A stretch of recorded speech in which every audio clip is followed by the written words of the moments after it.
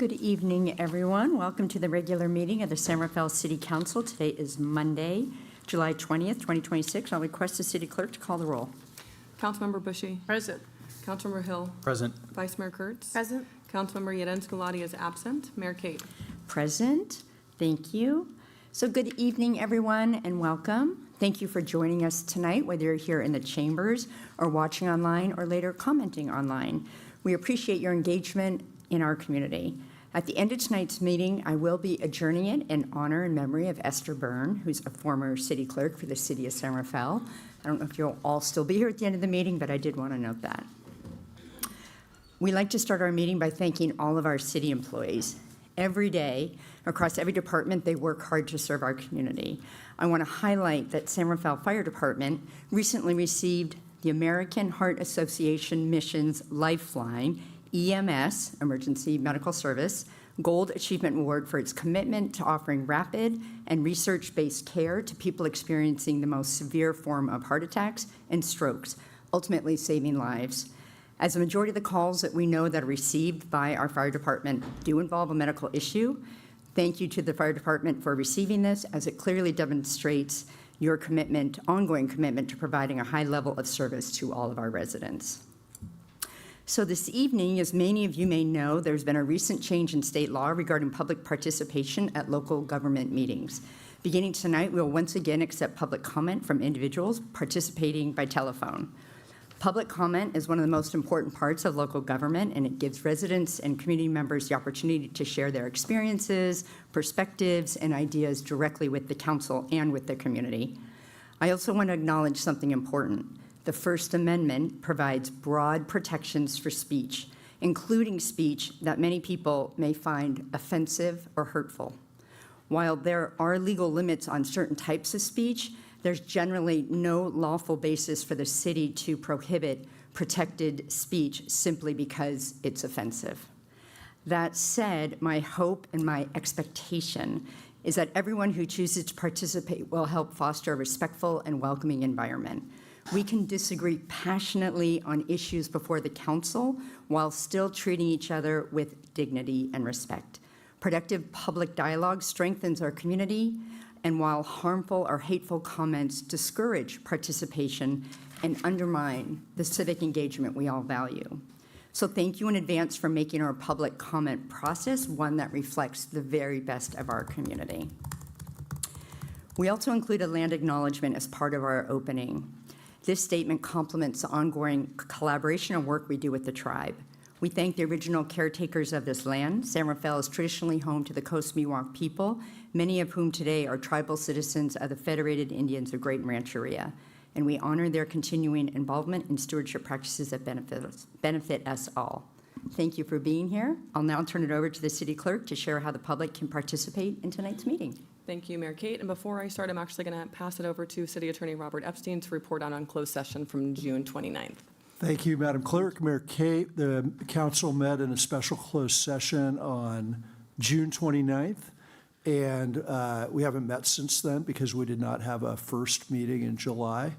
And so this is the first opportunity to report out of that closed session, and my report is as follows. No reportable action was taken in the closed session on June 29th. Thank you. I'll now turn to the City Clerk. Thank you, Mayor Kate. Tonight's meeting is being recorded and streamed live on YouTube. For members of the public wishing to provide public comment, you can participate in person, through Zoom webinar, or by telephone. If you're joining by phone, you can call 669-444-9171 and enter the webinar ID 860-6190-5675 #. When you wish to provide public comment, you can press *9 to raise your hand. When it's your turn to speak, you will hear a prompt that's asking you to press *6 to unmute yourself. And if you're joining through Zoom, you can use the raise hand feature when you wish to speak. The host will call on you and prompt you to unmute as well. If you're commenting in person, you can form a line at the podium once Mayor Kate invites public comment, and you'll have 2 minutes to provide comments. Displayed on the podium and the projector is a timer to help you stay within your 2-minute time frame. At the conclusion of 2 minutes, your microphone will be muted, so we may hear from the next speaker. You're invited, though not required, to introduce yourself and say what part of San Rafael you live in, or if you're joining us from outside of San Rafael. And if you experience any technical difficulties during the meeting, you can contact me at city.clerk@cityofsanrafael.org. Thank you. Thank you. So we have open time for public expression at both the beginning of the meeting and at the end of the meeting. At the beginning, we take 2 to 3 people that are in the chambers, and we'll check and see if folks are online. So I'm going to open up this portion of the public comment. You're welcome but not required to state your name and what part of San Rafael you live in. And as I just stated, we welcome a diversity of viewpoints and respectful disagreement. Help us maintain a welcoming environment by refraining from hateful or discriminatory remarks. Go ahead. Testing. There we go. Good evening, Council, Mayor. My name is Jared Mumm. I am a local electrician, and I'm here tonight to just highlight the amount of housing that San Rafael is looking at building here in the next few years. It's exciting, right? When I look around at your website, I'm seeing thousands of units. And when we talk about that, when we show that to people, they're really excited for the opportunity to have more places to live, more projects to build here in the area. Housing is obviously a major issue throughout all of California, Marin County, and also here in San Rafael. If these projects go union, it'll mean opportunities for local workers, right? Folks that live here and nearby in the area. It'll mean more opportunities for young folks that are looking to get into an apprenticeship program and start a future for themselves, right? Can't tell you how many people we meet from, all over the North Bay that are just looking for an opportunity. People that have plenty of experience working for a living, right? Showing up, putting on a pair of boots, going someplace every single day and working really, really hard and not really having much to show for it at the end of the day, right? We like to say that you're supposed to be working for a living, not just working for the heck of it, right? If these projects go union, it's gonna mean that there's opportunities for people to get into a training program, learn a trade, learn how to feed themselves, feed their families, hopefully own one of these homes that they're building. So again, just exciting times and looking forward for the future. Thank you.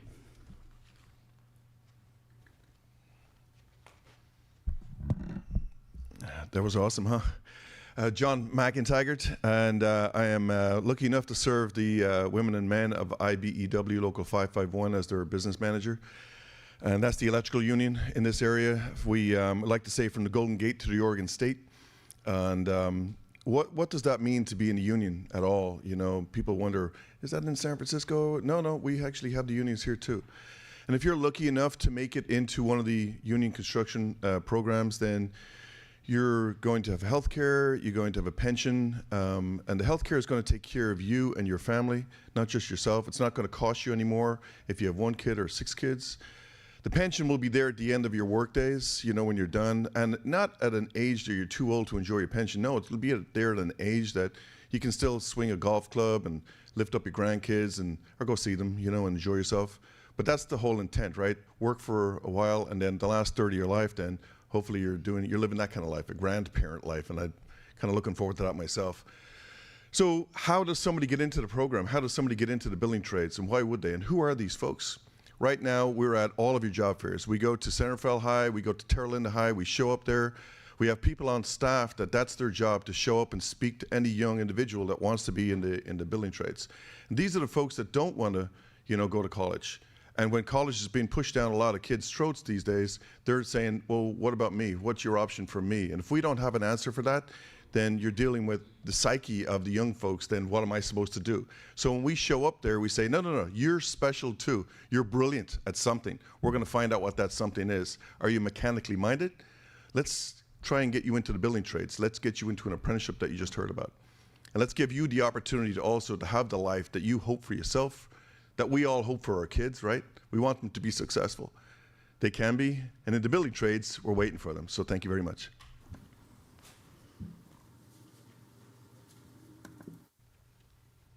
Good evening. My name is Kevin Collins. I moved to San Rafael 5 years ago from Santa Cruz County. And there, and ironically, I'm a retired general contractor.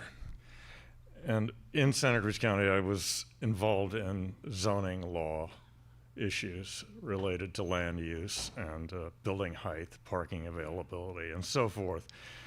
And I've been increasingly alarmed by the proposals in Santa Rafael for 17-story high-rises jammed into freeway exits and clogged situations. And I'm here to urge your city and the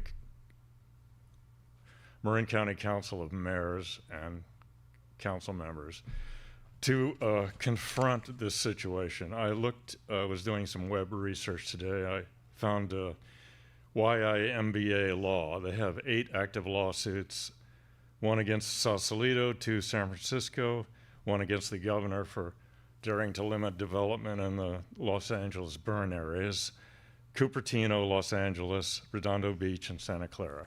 There has to be a commensurate response to this. The chaos in Sacramento is not going to sort out this in any reasonable way. People are poking at circumstances like the builder's remedy, for example, which completely undermines local zoning authority, as do several other laws passed. And everyone cannot live in California. It is difficult to move here. It took me 3 attempts to move to San Francisco because it's expensive, and it always has been, and it always will be, because it's desirable until it isn't. Thank you. Thank you, and I'll take one more public comment in the chambers. Go ahead, and then we'll go online. Hello. Wait, pull down the microphone so we can hear you better. There you go. My name is Patricia Reese, Patty Reese, and I've lived in Gersel Park since 2009. I'm here today because I'm concerned about the possible loss of the B Street Safeway due to the Mill Creek project. And I realize, of course, that it is still in its pre-submission state. I'm not here to talk about parking or traffic. I am here to talk about the importance of a local grocery store that people can actually walk to and ride their bikes to without having to get in their car all the time and drive. I would ask, I have 2 asks. One of them is that this topic get added to the next month's agenda, because I know that you can't really speak to open comments. The second question would be that I would ask that Mr. Hill, specifically, since I understand that you are specifically responsible for District 2, and that includes Gersel Park. I believe that's my understanding. I would like you to get specifically involved with this and actually engage and represent the residents of Gersel Park and West End and Picnic area, which are also affected. And that's all I have to say.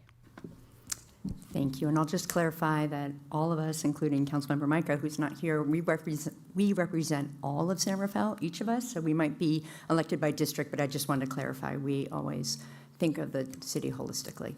That's great. Okay. Thank you for that. And I Yep. would love to have a point person. Thank you. Thanks. Is there anyone online that would like to provide public comment on anything not on tonight's agenda?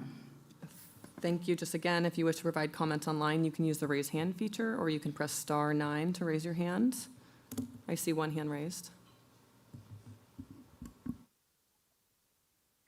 Hello, Mayor and Council members. My name is Josie Quimby, and I'm an intern from 350 Marin, but I've also been a resident of San Rafael for the past 19 years. I'm speaking today to thank the council in making our city more sustainable, but also encouraging the city to continue working towards climate action. As someone who is born and raised in San Rafael, I can assure you that the environment in our local community is very valuable to us, especially the youth. Young people in San Rafael are highly concerned about the fast approaching climate crisis, from sea level rise to increased chances of forest fires and extreme temperatures.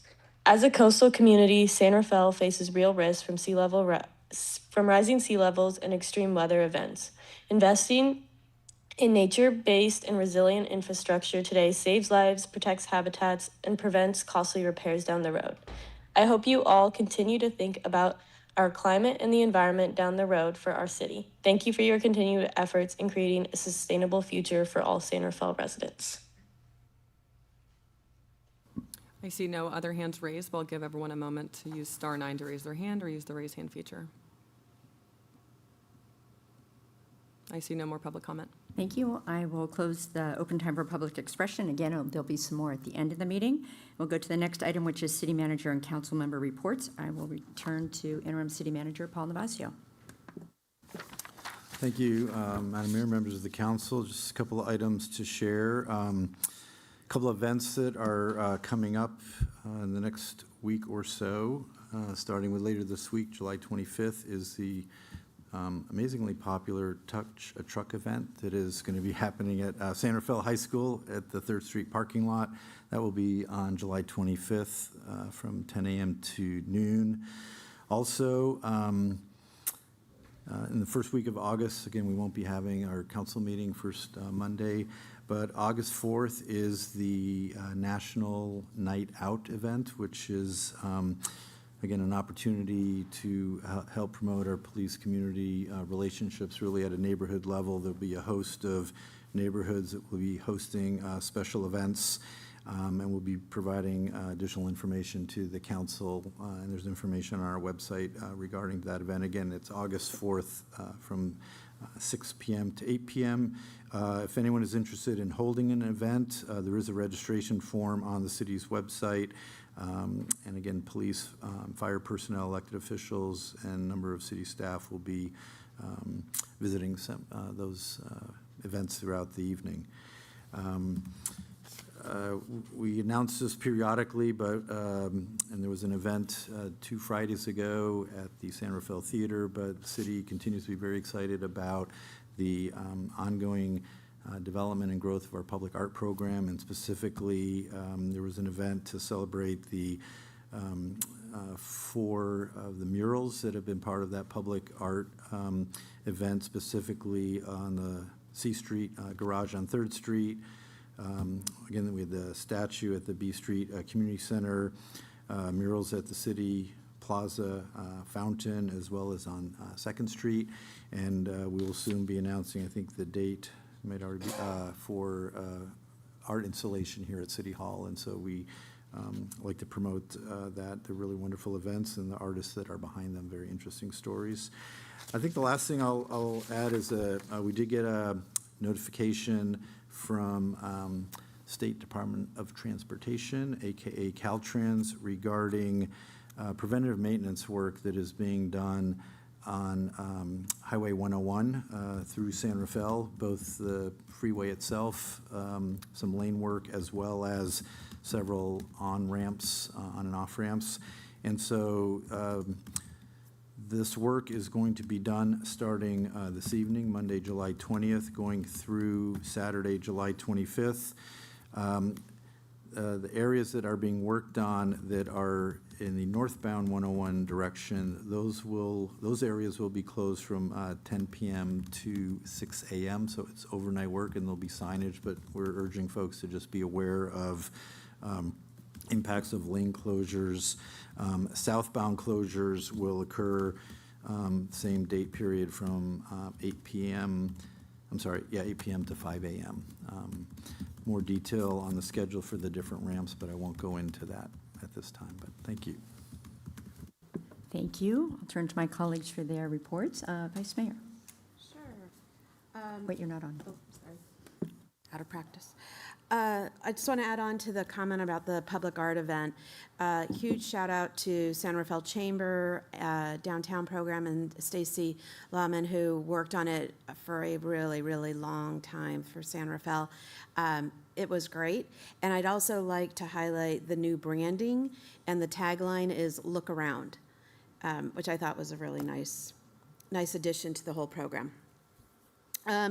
HPSC, Homeless Policy Steering Committee, recently passed a new resolution as part of our older adult committee.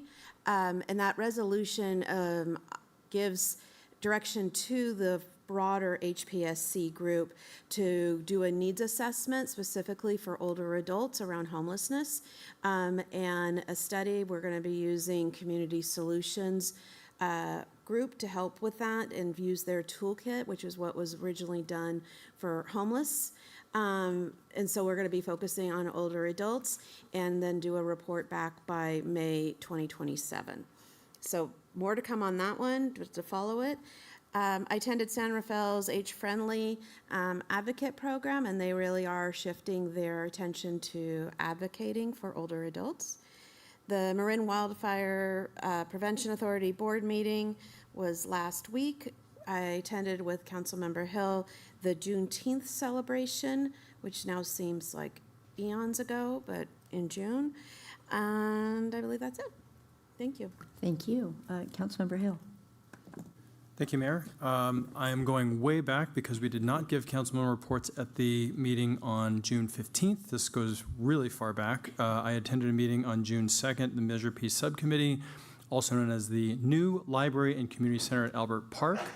The survey is still open, folks, so please consider going online and going to the survey. It's at cityofsanrafael.org/AlbertParkLCC. On Tuesday, June 9th, I attended the Finance Subcommittee meeting, which covered budget and master fee schedule, which was ultimately considered at the agenda on June 15th. On Saturday, June 13th, I attended the 47th Annual Fairfax Festival Parade. I got to walk in the front with the town council of Fairfax. It was a wonderful event.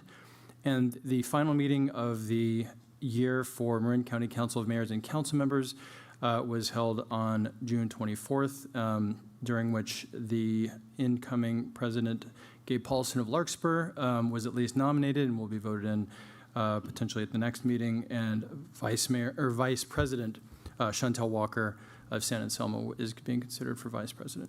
That's my report. Thank you. Councilmember Bushy. On July 17th, along with Mayor, I attended the San Rafael Sanitation Board meeting. That was interesting in that there are not one but two different consolidation steps on the agenda. One was for the operational consolidation well underway with CMSA, and the other was for a broader consolidation study to be funded jointly by all members of the JPA. That would include the San Rafael Sanitation Agency, the Ross Valley Sanitation Agency, the City of Corte Madera, which is Sanitary District 2, all of the members together to working on a major consolidation proposal and hiring a consultant to work with LAFCO on that effort. So big news in the consolidation front at San Rafael Sanitation. On July 13th, I attended a meeting of Marin Transit. Big news there, too. The good news first, the rollout of the mascot study that is being implemented is going well, and some of the first data points are starting to come back. And one is that transfers are up 45%. So very excited about the implementation of that phase of mascot. Where some of us are secretly hoping that this will lay the groundwork for a mascot 2 for even more efficiencies and integration of the transportation organizations. Also, importantly, at Marin Transit, they are fully implementing the Clipper card only transfer. That means that people who pay cash will no longer be getting the little paper transfers that allows them to get on other transportation providers. We've set the public hearing for September 14th on this measure. The purpose is to help our customers get on Clipper where the cost is lower, and they will qualify for transfers for $2.85, which gets you on Smart and gets you a long ways. So September 14th, the hearing on that. Big change coming in January of next year for transfers on Marin Transit. And finally, last Saturday, I attended the memorial mass for Esther Byrne, along with her successor, City Clerk and the City Attorney, and a very sizable contingent of current and former employees of the City of San Rafael. We met her sister, Esther's 4 sons, and we heard a poem read by her grief-stricken husband. He read it in Irish, and it was a poem about the anguish of grief. So it was a very moving service and reception. That's it. Thank you, Councilmember. I just have 3 meetings to report out on. I recently met, along with Assistant City Manager Angela Robinson-Pignon, we met with the Federated Indians of Great Rancheria.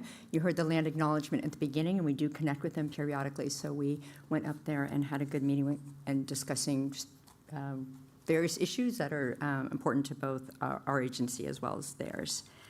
As you know, I'm your representative on SMART, the Sonoma-Marin Area Rapid Rail Transit.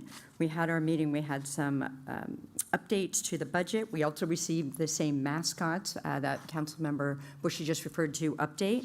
And in addition, I'd like to share some of the ridership numbers. So in June, there were 150,000 riders. There's now been 3 monthly records in a row in terms of riderships. Fiscal year 26, which of course is now concluded, there was 1.47 million riders. We were hoping to get to 1.5, but we're happy to be well over 1 million, and that equals over 29 million passenger miles. The average weekday ridership saw a 21 increase over the prior year. And the Marin County Fair, as many of you took advantage of, there was free transit on Marin Transit and SMART. And it provided SMART specifically provided nearly 12,000 free rides during the fair days. So that took a lot of cars off. And when you go to the fair, if you've had to deal with the parking, you know how fantastic it is to have the train and to be able to walk. And then finally, TAM, the Transportation Authority of Marin, in our last month's meeting. First, we celebrated the completion of the Freitas Roundabout. So hopefully you've been through it. And I know we say that Americans can't handle roundabouts, but we can, and they're great, and they're safer. So we've gotten great feedback from that. In addition, a reminder that Marin Transit still is offering free summer rides for youth under 18. That was a part of the general manager's report. During the meeting, in addition, we talked about the Marin Transit allocation. Marin Transit is funded through dollars that flow through TAM. So we heard a presentation from Marin Transit. And I'll end on a high note, which is sharing that there is a grant that TAM has received and is utilizing for $544,000, which is to study school access safety action plan. So that is, how do we look at a more granular level around pedestrian, bike, car interactions that are close to schools. So when we're looking at improving infrastructure throughout the community, especially prioritizing those ones closer to schools. So we just had an update. When that report is finalized, I will be sure to let the community know so they'll be able to look at it. So as always, thank you, City Manager. Thank you to my colleagues for what they do between the meetings that we have. But before we move on to the consent agenda, we do provide the opportunity for the community to comment on any of the reports that they just heard. So if you have a comment on what you just heard, now is your opportunity to do so. I don't see anyone in the room. Is there anyone online that would like to comment on these reports? I see one hand raised. Thank you. And as always, you're welcome but not required to state your name and what part of San Rafael you live in. And we welcome a diversity of viewpoints and help us maintain a welcoming environment. Go right ahead, Hi, Susan. Mayor Kate. It's Susan Gilbert. I am a resident of downtown San Rafael.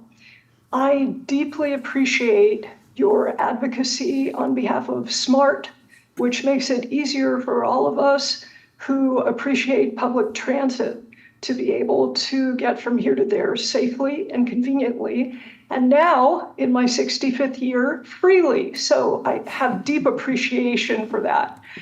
I have had a discussion with the police department, and they have agreed to provide more oversight for the safety of the passengers who are on the paid platform of the SMART train. There is a group of men ranging in age from 20 to 60 years old who frequent that area, drinking, drugging, perhaps selling drugs, though I cannot confirm that. And it creates a feeling of lack of safety. I've also spoken to the SMART train because it's their jurisdiction primarily and San Rafael's secondarily. Unfortunately, SMART only has one security officer on the entire line who's on duty at any given time. I spent 2 years teaching English and working there in Japan, and you can set your watch to the Shinkansen, the bullet train. They were always perfectly clean and quiet, and you could expect decorum and safety on the platform. I'd love to talk with you at a time in the future about how we can achieve that for the safety and comfort of us all. Thank you so much. I see no other hands raised. We'll give everyone a moment to press *9 or use the raise hand feature. I see another hand. Thank you. I'll close the public comment. Oh, there's one more. Sorry, there is one more hand. And as a reminder, I will mute you at 2 minutes. Hello, my name is Brenda Gaden, and I'm a resident of San Rafael in the Gerstle Park neighborhood. I'm commenting tonight on the proposed redevelopment of the Safeway in Gerstle Park. While I understand that the project is in very early stages of planning, I wanted to plea with the council and city staff to seriously work with the developer to maintain the Safeway or other valuable market for this Gerstle Park and surrounding downtown area.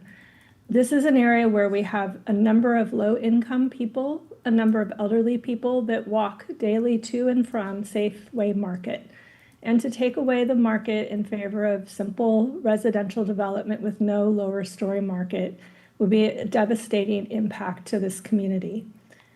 We are not against housing. We think it should definitely be in scale with the neighborhood surrounding, but we also think that having that very, very important resource for the neighborhood is extremely important. It will also be important as the recreation department is developed at the park adjacent at Alberts Park. Lastly, we would like to work with the city council to ensure that there's more parking provided for that residential development, because the Gerstle Park neighborhood and many neighborhoods surrounding that Safeway are already at capacity with parking. Daily, we have trouble parking individual cars for homeowners and renters because this is an extremely dense neighborhood with historic homes that do not have, in many cases, driveways or even garages. And so the residential parking actually ends up a lot of times on the street. And so having a limited number of parking for a very dense development that's proposed would be devastating to the neighborhood and make life much more difficult. And just a reminder, I'm taking public comment on the council member and city manager reports. We appreciate all comments, but anything not on the agenda, if you could save those comments till the end of the meeting, that would be most appropriate. Is there anyone else that'd like to comment on the reports? I see no other hands raised. Okay, thank you. I'll close the public comment. We'll move to the consent agenda. Are there any items that the council would like to hold? Okay, the agenda consent calendar, items A through R. I will open up the public comment on the consent calendar. And as you've heard us say, you're welcome but not required to say your name and what part of San Rafael you live in. And we welcome diversity of viewpoints, and thank you for helping us to maintain a welcoming environment by refraining from hateful or discriminatory remarks. Good evening, Daniel Alm. Through the Western Neighborhood Association, I rise before you in regards to consent 2G. I want to thank you for your continued support and the city staff and council for us to continue our Western Neighborhood Picnic. This year will be our 23rd annual year. I really want to put a pin in community events are really important to the fabric of our community, and your continued support of us helps our community feel a sense of belonging. Thank you. Thank you.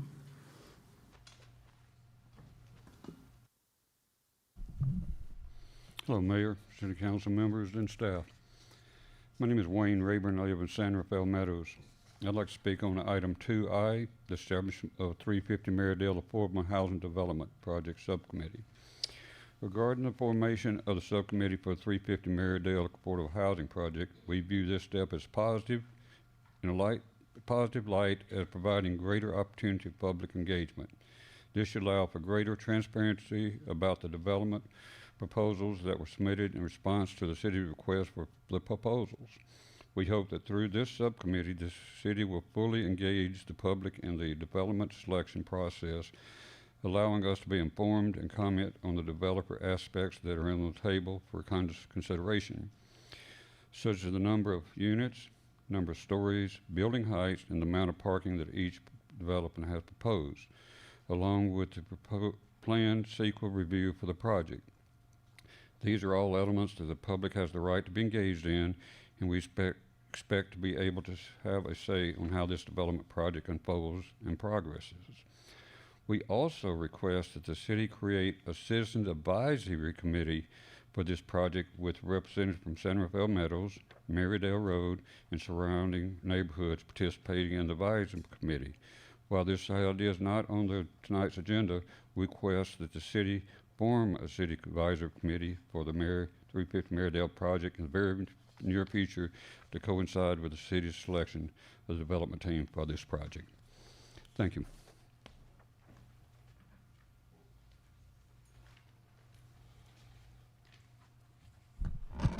Good evening, Mayor, City Council, and staff. Marianne Nonestaff for San Rafael Meadows. With the planned interim shelter, this is in regard to 2J 350 Marydale interim shelter site preparation. With the planned interim shelter at 350 Marydale on the agenda, I would like to take this opportunity to speak to the City Council and staff about the increase in homeless encampment activity that we have already begun to experience in our community. Over the past few weeks, we have observed the emergence of a greater number of homeless individuals and the establishment of 3 encampments, one behind the public storage facility next door to 350 Marydale along the freeway, 2 at the Chevron gas station on Marydale Road, and 3, an individual car camper on Marydale Road adjacent to Mount Olivet Cemetery. These are instances of homeless encampment that were not there this winter or spring. The San Rafael Police Department is aware of these encampments, and they have been quick to respond to do what they can, and we do appreciate their quick and thoughtful response to our concerns. But their hands are tied, and all 3 encampments have remained in place, for now at least. We welcome the police and fire department continue action to address these issues. These problems have begun before the interim shelter at 350 Marydale has even opened, and they're likely to only get worse. We have requested that the City Council adopt a camping ban throughout the area around 350 Marydale, just as has been adopted around Mahone Creek, Anderson Drive, and City Hall. In addition, the interim shelter at 350 Marydale should not be open unless and until agreements with Caltrans and SMART are finalized. That will prevent ancillary encampment from becoming established around 350 Marydale. Please move forward on these actions immediately. Thank you. Anyone else?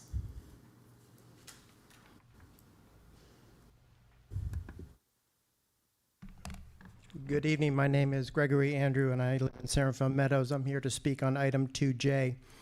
The authorization of a construction contract with Gelati Brothers in the amount of $1.1 million for the 350 Marydale interim shelter site preparation. Thank you. For the 350 Marydale site preparation is another example of the City Council's all too regular practice of awarding contracts as consent calendar items without any prior public or even City Council review. This is just one of 6 contracts being awarded tonight through the consent calendar, totaling a whopping $5.7 million. So you're certainly starting off the calendar year with a bang. This contract and most of the other contracts, or at least some of the other contracts, were not publicly bid, and none of them went through any public meeting prior to tonight's consent calendar. While it is stated that the Gelati contract was priced at cost, there is no way to know if perhaps another company might have also performed the work at cost and for a lower price. It is poor public policy and not in our best interest to prevent the public from being able to first review and comment on how expenditures of taxpayer dollars are being spent. The authorization of this construction work is being approved prior to CEQA review issues at 350 Marydale being resolved by the Marin County Court. And so in approving this contract, the city is proceeding at risk of having the city's CEQA claims being overturned. The city has claimed that there is zero possibility of any environmental impact from this project on a site that has a tributary to Galenas Creek and a secondary drainage, both of which are waters of the United States, in which provide at least some habitat or may provide some habitat for special status species. To claim zero possibility of any potential impacts to these habitats is a dubious claim indeed. The city should withhold action on this construction contract until the CEQA issues are first fully resolved. Thank you. Thank you. Any other public comment on the consent calendar? I don't see anyone in the chambers. Is there anyone online that would like to comment on this? I do see a few hands raised. Just as a reminder, you can use the *9 to raise your hand or use the raise hand feature, and you'll be prompted to press *6 to unmute yourself. And just a reminder, so it's on the consent calendar, because I know we are now adding in folks phoning in, so if you could just alert the council as to which item that you're referring to on the consent calendar, that would be helpful. Thank you.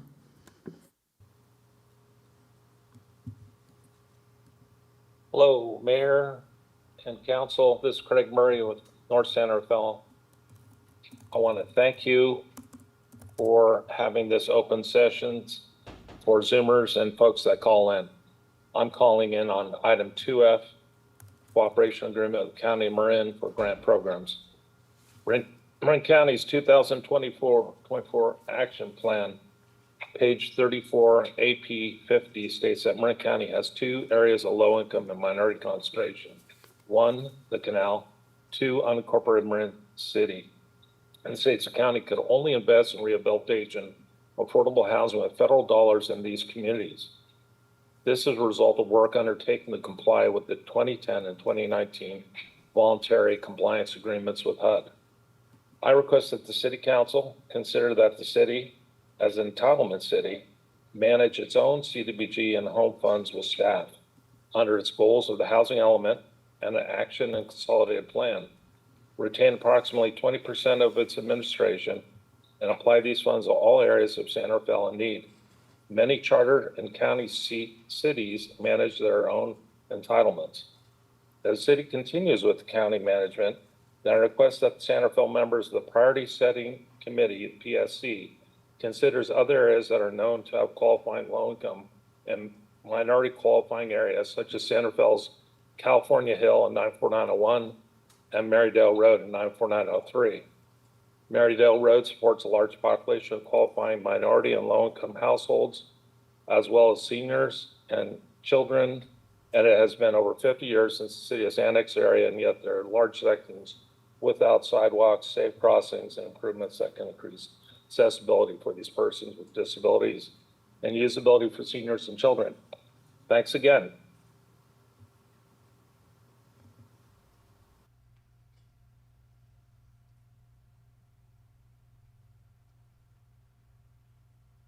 Hi, Mayor Kate and City Council, Susan Gilbert again. I'm speaking to the 2-0 on the consent calendar, the resolution to purchase the fireboat. I think this is a very important piece of safety equipment, which I'm very enthusiastic about San Rafael acquiring.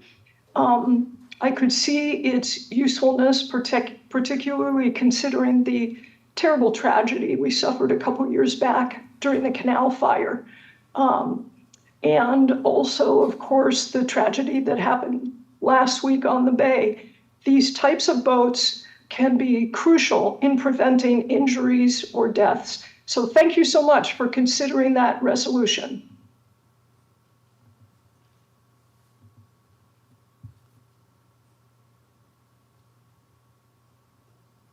Hello, my name is Phoebe Reyes, and I live in Rafael Highlands near Sun Valley. I am calling to, or chiming in to talk about item, I believe it's 3A, regarding the increase in transfer taxes. I'm going to interrupt you, just so you know, we're yes. happy to take your testimony now, but we're not on that item. We're actually on the consent calendar item, which is the one prior. So if you wouldn't mind waiting and calling in during that item, that would be really helpful. Could you kindly tell me about how long, roughly? Sorry, I'm new here. No, Don't show up to as okay. many city That's council okay. meetings as I'd like to. Yes, no, we normally don't have back and forth like this, but this is a new transition. We will be hearing a presentation by staff on item 3A, and then the council member will ask questions, and then it will be open up the public comment. So it depends on how many questions and the presentation, probably in another half hour or so. Yeah, first item Thank you after. very, very much. Okay, thank you. I'm seeing no other hands raised. Okay, thank you. I'll close the public comment. And again, trying to be flexible because we really do appreciate people calling in, and it's most helpful to have them calling in under the appropriate agenda item. So thank you for all the testimony that we heard on the consent calendar. I don't know if there are any additional questions from the council, and if there aren't any, then I would request a motion on this item, please. I move the consent calendar. Second? Moved and seconded. Roll call, please. Councilmember Bushy. Aye. Councilmember Hill. Aye. Vice Mayor Kurtz. Aye. Mayor Kate. Aye, that motion carries 4-0. Thank you. We're moving on to our first public hearing, which is the proposed November 2026 ballot measure, revenue enhancement, real property transfer tax rate. I'll turn it over to our interim city manager.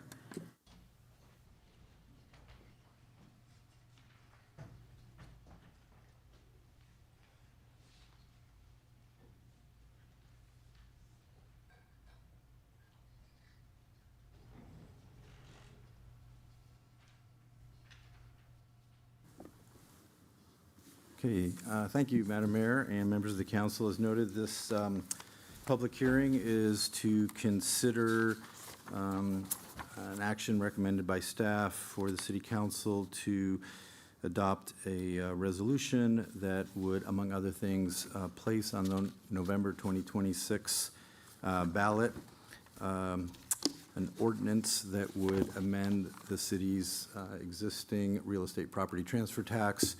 I'm going to give a brief presentation and then quickly get to council question comments and the public comment for this item.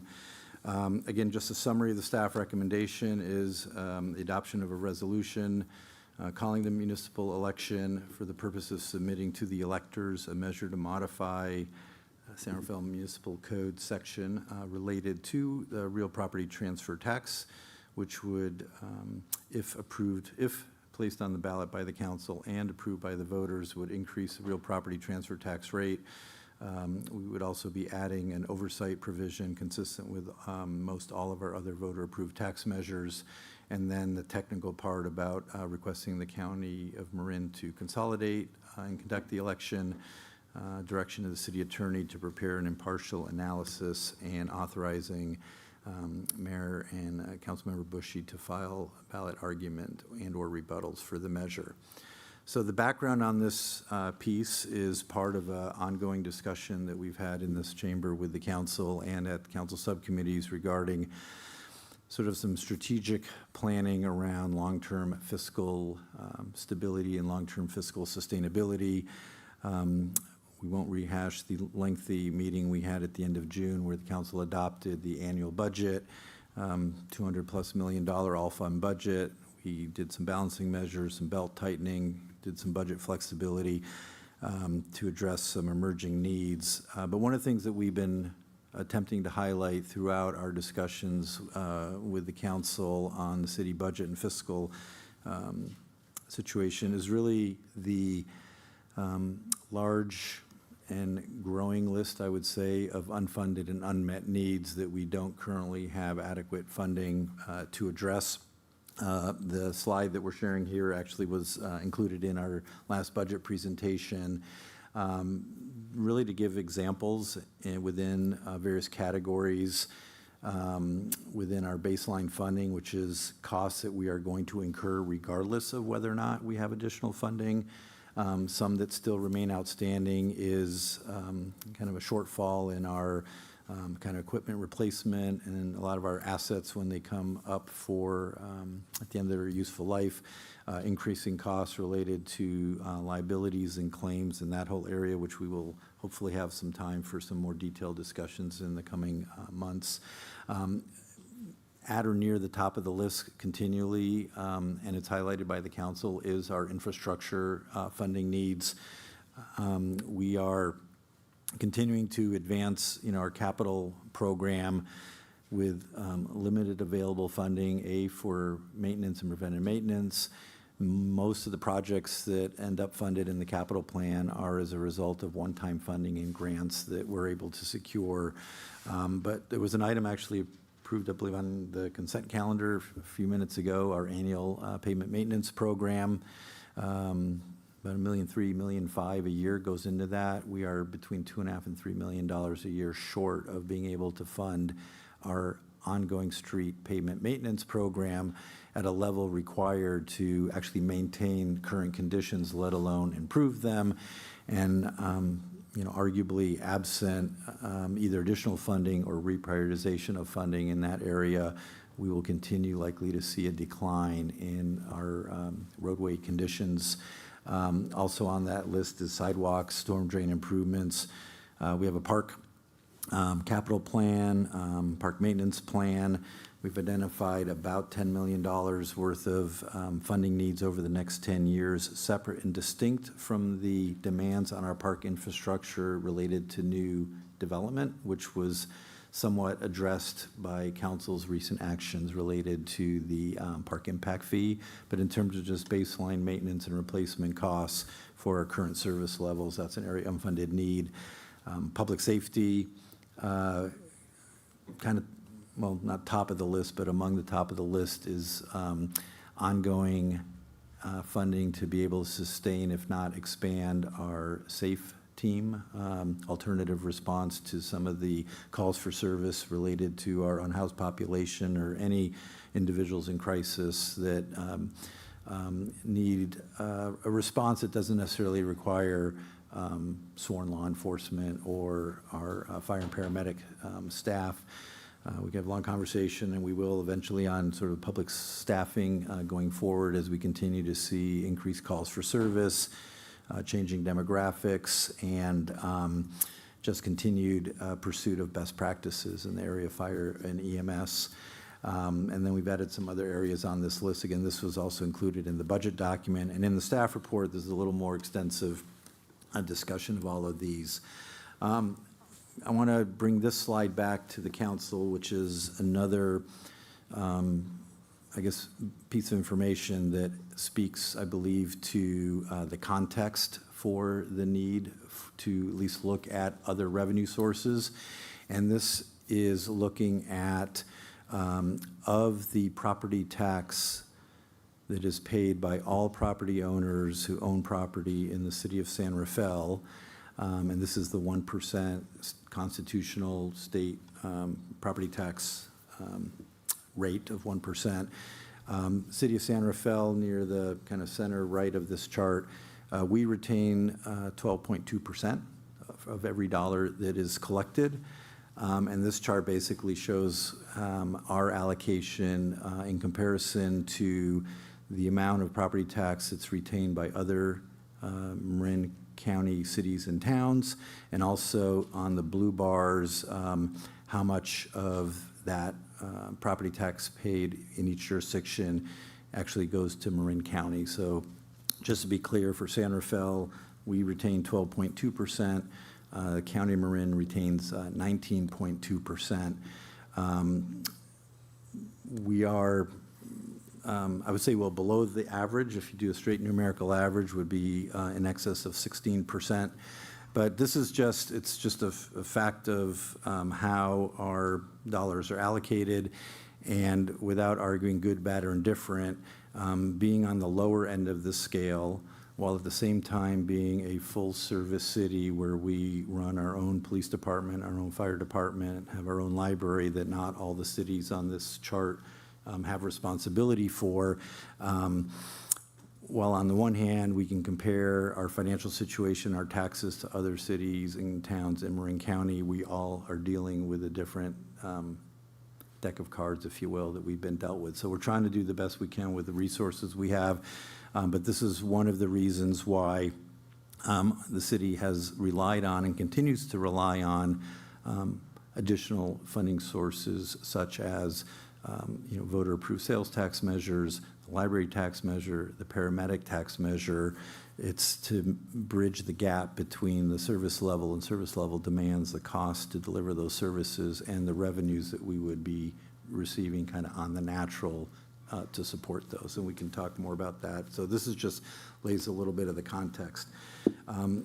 This is not our first discussion in these chambers regarding ballot measures in general, and specifically options for November ballot. We included this discussion both in a agenda item we did last February regarding long-term fiscal sustainability and strategies. We also discussed it in the context of both the proposed and the adopted budget when it was presented, as well as at the subcommittee. And this just summarizes that, going into tonight's recommendation, staff had continued to look at the options potentially available to the city, kind of narrowed our analysis down to two potential, I would say, viable options for the November ballot. The first one being what we're coming back to and recommending, which is looking at increasing the property transfer tax.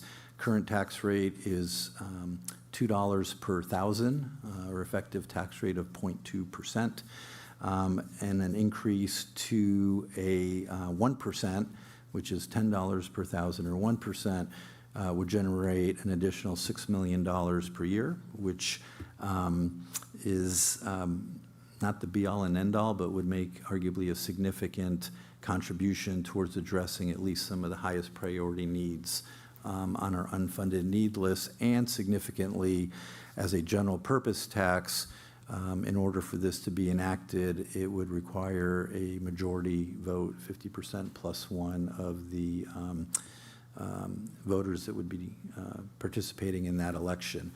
We've also had been looking at and continue to explore an alternative, which would be a public safety parcel tax, which would be, as proposed, or contemplated, a tax on a square footage of building improvements for all properties within the city.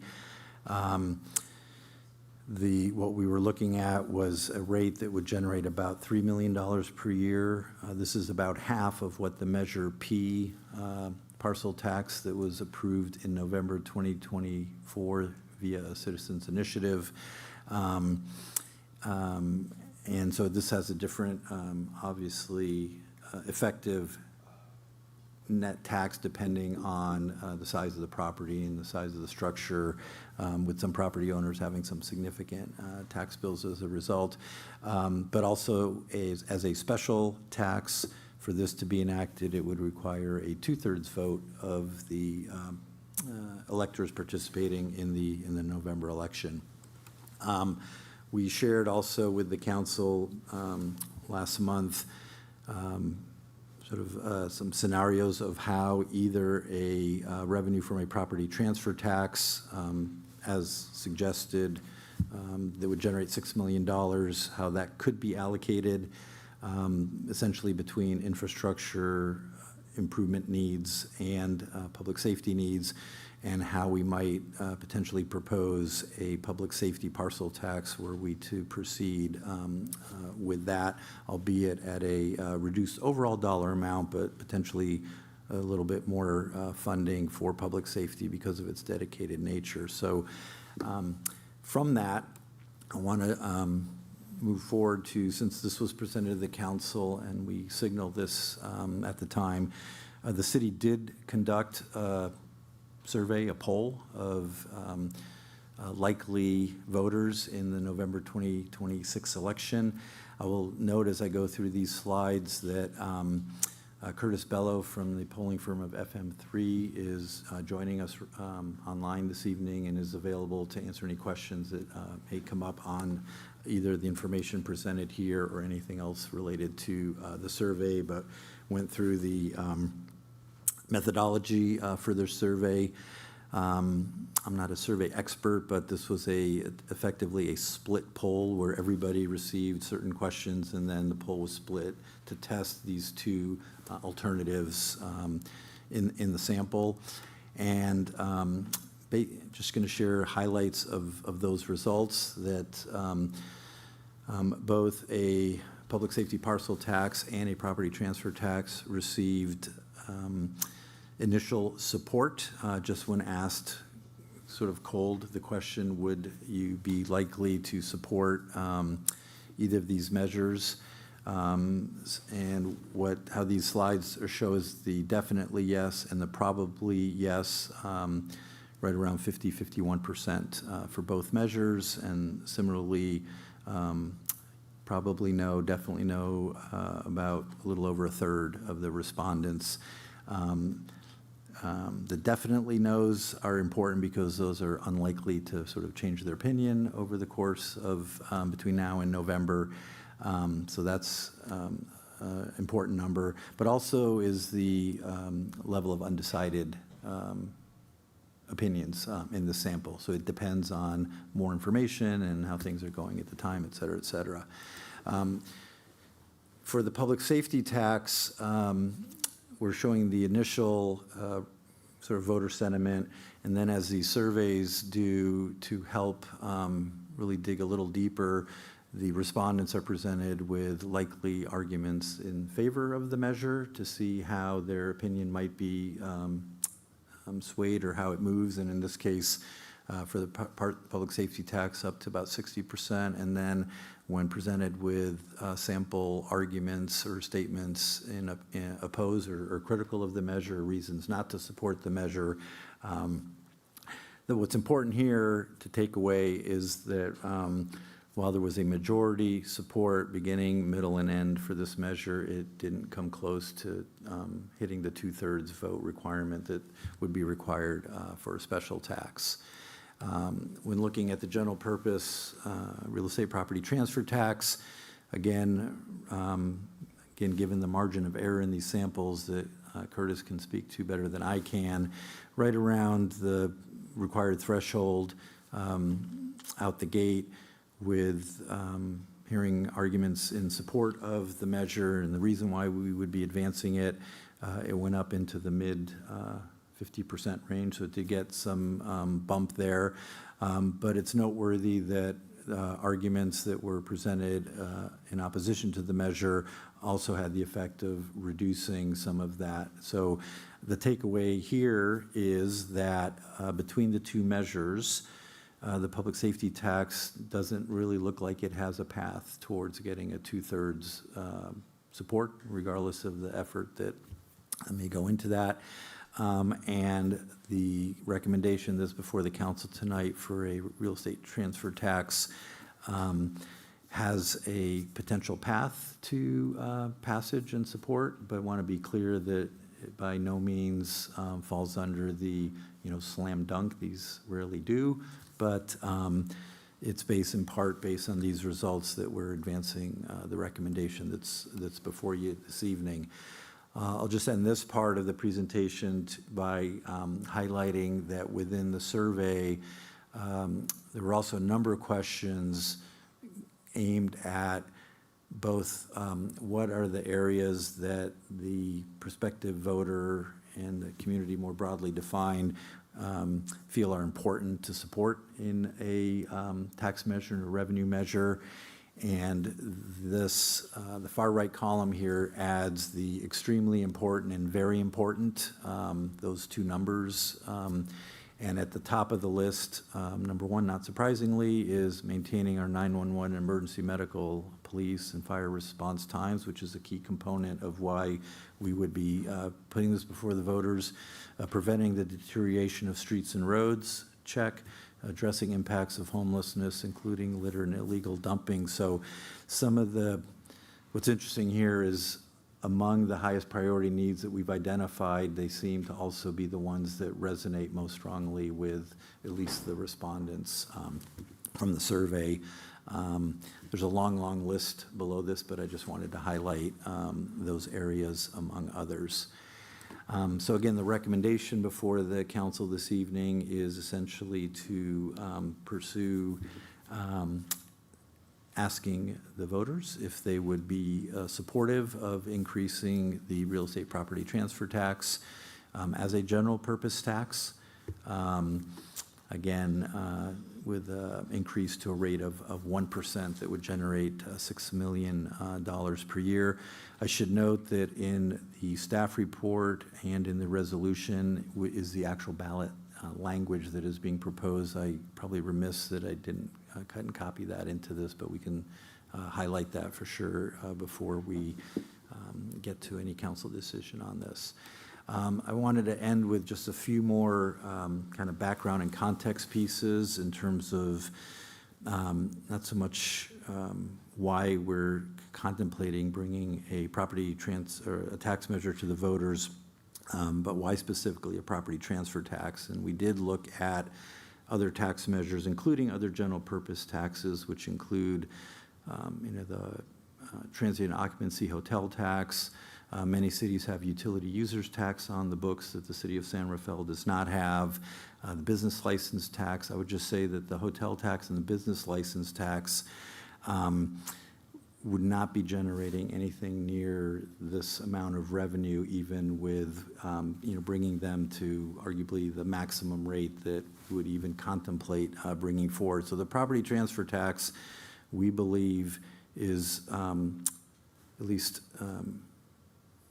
interested in a couple of respects. Number one, it's a tax that we already have on the books, so it's just increasing an existing tax.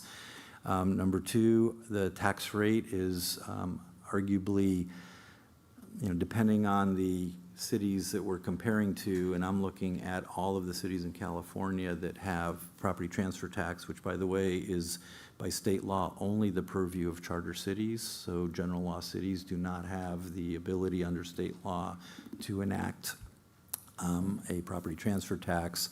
But we shared before, and we'll see on here, our current tax rate on the low end, and significantly for cities that do have property transfer tax, it generally provides a significantly, I would argue, significantly higher share of overall general fund revenues than the $1.5 million that we collect out of a $110 million general fund budget.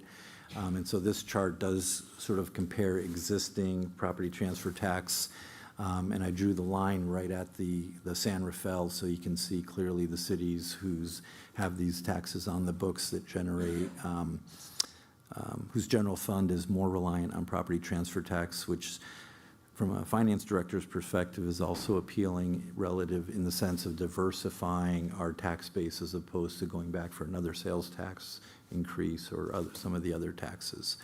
Also, on a per capita basis, there are charts about, gross property tax revenues, but those are very skewed by sizes of city.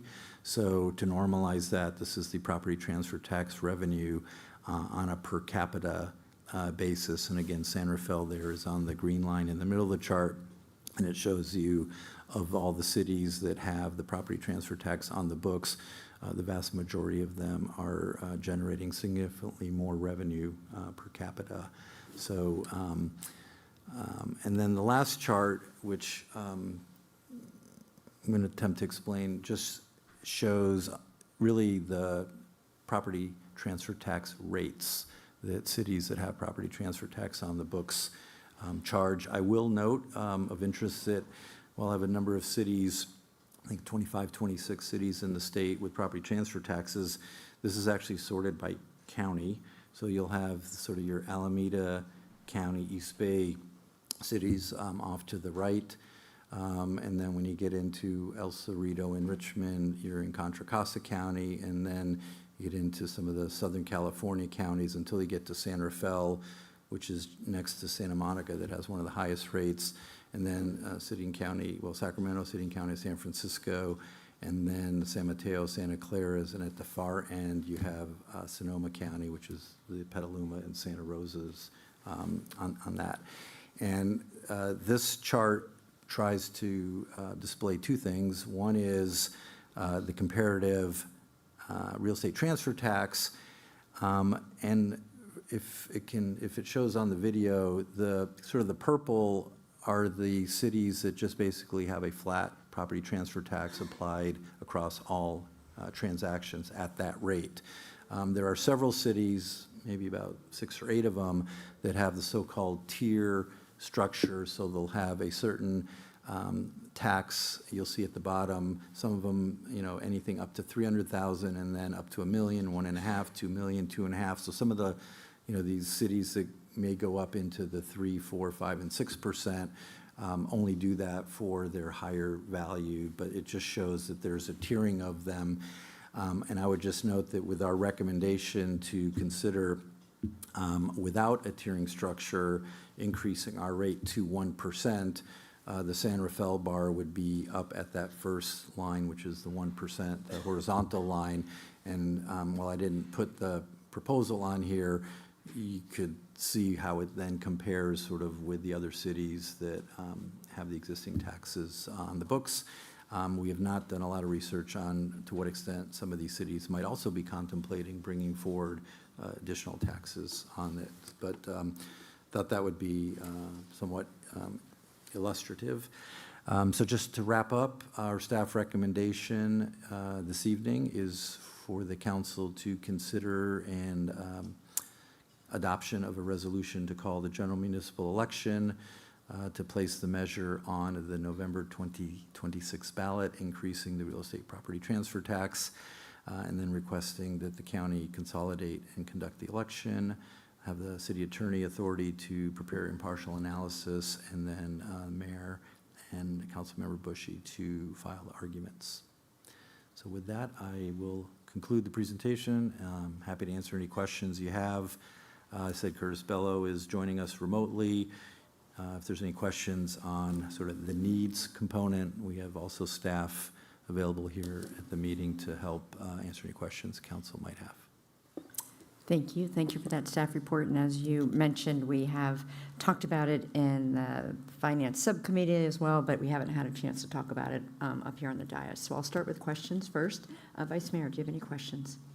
I just have a couple of questions, and thank you for, we had followed up earlier in the day with some additional questions, but I want to share a couple of those because I think the responses are really helpful for people to understand. Right now, it's being proposed that it'll be a general fund revenue stream. And I was wondering what the thought was in terms of not doing a percentage of infrastructure versus public service. Like we have with Marin Wildfire, we have a lot of percentages and earmarked, and why it's considered not to do that for this one. So I think the short answer of that question is, while, as we shared in the presentation, there's definitely some thought as to how the city would most likely allocate the funding, and under general purpose, it's important to note that ultimately that decision is to the city council. They are by law and by definition discretionary dollars to be spent on whatever the council deems appropriate. You know, it is important, though, when we're going to the voters seeking a tax increase to be as transparent as we can be as to the needs that are driving it and how this fund could assist. Once we start building into the actual ordinance or ballot measure those carve-outs or allocations, then it starts to move into the special tax category. So for instance, NWPA by its nature is a special tax, and then there's allocations on how you're using it within that, but that's the main distinction. Yeah, I appreciate that. Thank you. Is there any thought in our analysis at this point in terms of how much the tax would generate from commercial sale versus residential?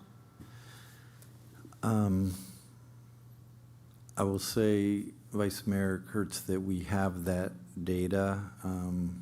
I don't have it at my fingertips, but we did look at the last, I believe, 8 to 10 years of actual real estate property transfer tax paid in terms of the number of transactions, the value of the transactions, and I want to say that there's residential versus commercial is somewhere in the distinctions in that database. Okay, thank you. I will say the vast majority will be on residential, just because of the volume. Mm-hmm. Yeah. Can you share a little bit about how this, I mean, it was talked about the Finance Committee, but other groups or areas that you've started to review the possibility of going down this path, just so this isn't, I mean, we know that this is not the first time, as you had mentioned, we've discussed this in different forums, publicly, but have you had an opportunity to share at this point with others? little bit, but I would say, other than the work we've done at the staff that we brought to the Finance Subcommittee and the pieces that are brought to this committee, I would say that most of the engagement with select members of the community has been in response to questions or inquiries that we have received as they've been following this item going through. Less so, frankly, in terms of proactive outreach. And as you know, and as the city attorney will want me to say, should the council put this on the ballot, we are precluded from using staff resources and city resources in a campaign advocacy area, but we will absolutely be ensuring that we're available to share information and put out information that might be helpful to the community in deciding. Great, thank you. And the last question I have is, why was a flat 1% rate recommended instead of a graduated structure that places more of the burden on higher value transactions? Yeah, that is a good question because it was something that was looked at and also informed by looking at some of the other agencies that do have those structures in place. And I would say three kind of main reasons. The first one is that because of the concentration of the transaction really in the lower end of that as soon as we were to say, for instance, we're recommending an increase for properties over even say $2 million, let alone $3 million, the amount of incremental revenue is diluted significantly. I think, I don't have it in front of me, but I think, almost half of the real estate property transfer tax comes from sales under $1.5 million, and if you go up to $2 million, it's over half, if not 2/3 of the revenue. So in our situation, it gets diluted very quickly. That is not necessarily a reason not to do it. However, we also did include in our survey some questions about whether or not doing a tiering would impact voter sentiment, at least as represented by the survey. And that did not move the needle. In fact, when we posed questions about tiering, it actually lowered the support. I don't pretend to know why. Others might have opinions on it, but there wasn't really a compelling reason, both from a financial standpoint. And the last one, which shouldn't even mention, but given that we are limited in law to the 75 words in the ballot question, trying to explain a tiered tax structure takes up most of the ballot question to begin with, and the pros and cons of doing that didn't pan out for us. Great, appreciate it, thank you. Thank you. Councilmember Bushy, questions? Thank you. My questions revolve around comparison of San Rafael to our neighbors. I want to start with, early in your presentation, you showed that San Rafael retains about 12% of property tax revenue, and our neighbors in the fine city of Mill Valley, though, retain twice that. Why is that?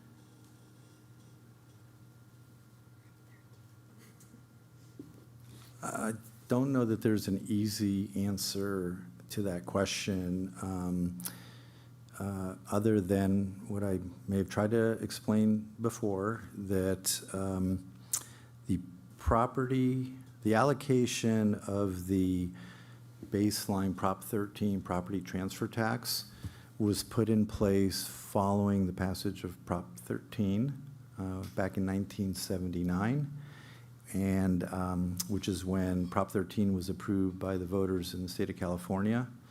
And then the enabling legislation was, I believe, AB 8, which is the legislature. And so to try to make it very simple, the legislature came up with a property tax allocation formula that was developed with the purpose of ensuring that any city's share of property tax post Prop 13 was in proportion to their proportionate share of property tax pre-Prop 13, so on a statewide basis. So if, and so what this suggests is for cities before that could set their own property tax rates. So cities that had a quote-unquote high property tax rate going into Prop 13, who would have been much more negatively impacted by a statewide 1% figure, they keep more of the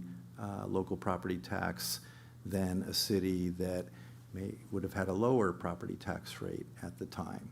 So all other things equal, it's the formula that implemented Prop 13.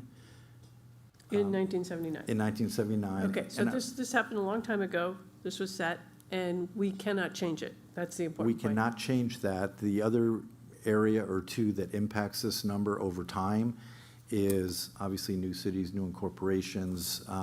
But for instance, when cities will annex areas into the city, then there's a tax sharing agreement that takes place that they're negotiating with the county. And so if we were to annex another area of unincorporated and negotiated a higher share than 12.2 for that annexation, our average goes up. So that's another area where that number changes over time as cities grow and annex. And the second one you mentioned earlier in the context of utilities, but consolidations, because all the special districts that allocate. So some of these cities, for instance, that are served by fire districts, the fire districts get a portion of that property tax. You would think that they'd have a lower property tax share, but it doesn't always pan out that way. But if going forward we were to, and we're discussing some consolidations ourselves with Marinwood, there's the potential that we would receive some of their property tax, and this number could change through that process. But setting aside those, like, literally adjustments around the edges, focusing on what happened in 1979 and where it leaves the city of San Rafael, it leaves us disadvantaged by a factor of 100% compared to Mill Valley of property taxes. Right. And that disadvantage is part of the justification for turning our attention to other sources of revenue. Because if I'm correct, San Rafael's the only charter city in Marin County, correct? I believe so. So we're the only city that could have a real estate transfer fee? Yep.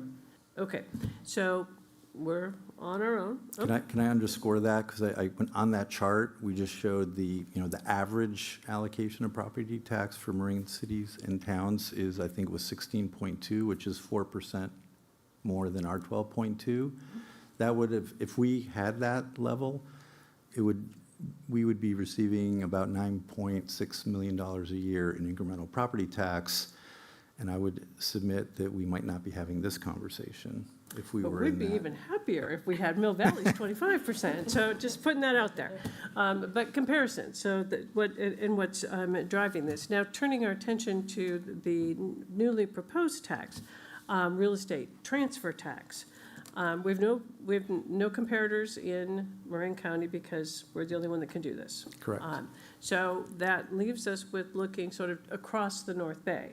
In your other chart showing all of the different counties, other than Southern California, when we look across the North Bay, we see that they were below 1%. We would be jumping from one of the lowest real estate transfer taxes to one of the highest in the North Bay. Is that right? That would be correct. Okay. And this is driven by the fact that we're taking our 0.2% tax and turning it into 1% tax. It's 5x of the tax rate. And how did you select that number, just for ease of mathematics? Well, two things. It was do you propose an increase in the property transfer tax for a $2 million incremental revenue, and how does that move the needle on the needs? So it's a combination of the needs that are well in excess of it. What would represent a meaningful increment? Hey, we could put another couple million into streets and roads. We can put a couple million into public safety. We could deal with some of our parks and facilities. That would make a significant, and within that larger cohort of comparisons, still be within the range of what cities that have these taxes on the books are able to generate. So in short, to make it worth our while, we needed to make it a significant increase to get a meaningful increase in funding for our needed priorities because of this anomalous thing that happened back in 1979. Right. And the other thing I would note that is in the staff report and implied in the ballot question is unlike a parcel tax, unlike a sales tax, unlike a business license tax, this is paid one time at the time of the transaction of the sale. So it's not a tax that those who are, paying the tax, are paying on an ongoing annual basis. So there's a distinction between how a property transfer tax functions and most other taxes that we are able to enact. Great, thank you. Thank you. Councilmember Hill. Thank you, Mayor Kate. I have a few questions.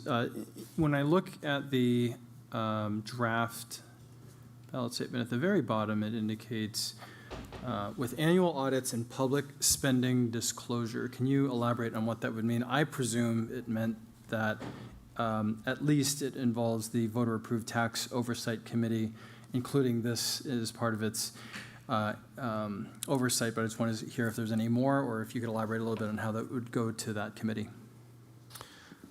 Yeah, I'll speak to that, and then maybe ask Curtis if he has Curtis Bello and other comments on it. So the part of the ballot question that references the ordinance change. So right now, I would say that our existing property transfer tax was enacted prior to Prop 218, so it was enacted by a council, not by the voters. And so if this is placed before the voters and passes, we're essentially adding the same language that we have on most all of our existing voter-approved tax measures. And yes, it would also fall under the purview of oversight of the Voter-Approved Tax Oversight Committee as currently constituted in their charter, with a bit of a caveat, because as we have shared prior with the Finance Committee and we took action at the Council, Voter-Approved Tax Oversight Committee, appropriately flagged that for a general purpose tax, oversight is a little bit of a tricky wicket, because we don't necessarily track those. We track the revenue separate. We know what we're collecting. Because it goes into the general fund, they're generally not set up so that we can account for all the dollars that are being spent from a general purpose tax. But that said, it is important to include an oversight component. The other part is obviously, all of our financials are subject to our regular annual independent audit. We do reporting to the council on all of this. And what Curtis might add, if I'm missing something, is that irrespective of the tax rate, and the mechanism of the tax, what is consistently important to note when we're doing poll and what we're doing survey is to reassure the voters that these are locally controlled dollars that the state can't come and take from us at some future date, and that we are serious about transparency in terms of oversight and audits and reporting, and how we allocate the dollars in the budget and how we do this will be an important piece of it.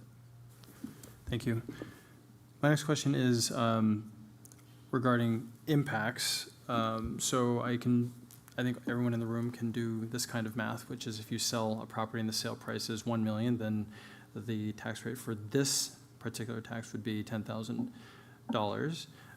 Aside from the math, can you contemplate what the impacts would be to real estate industry?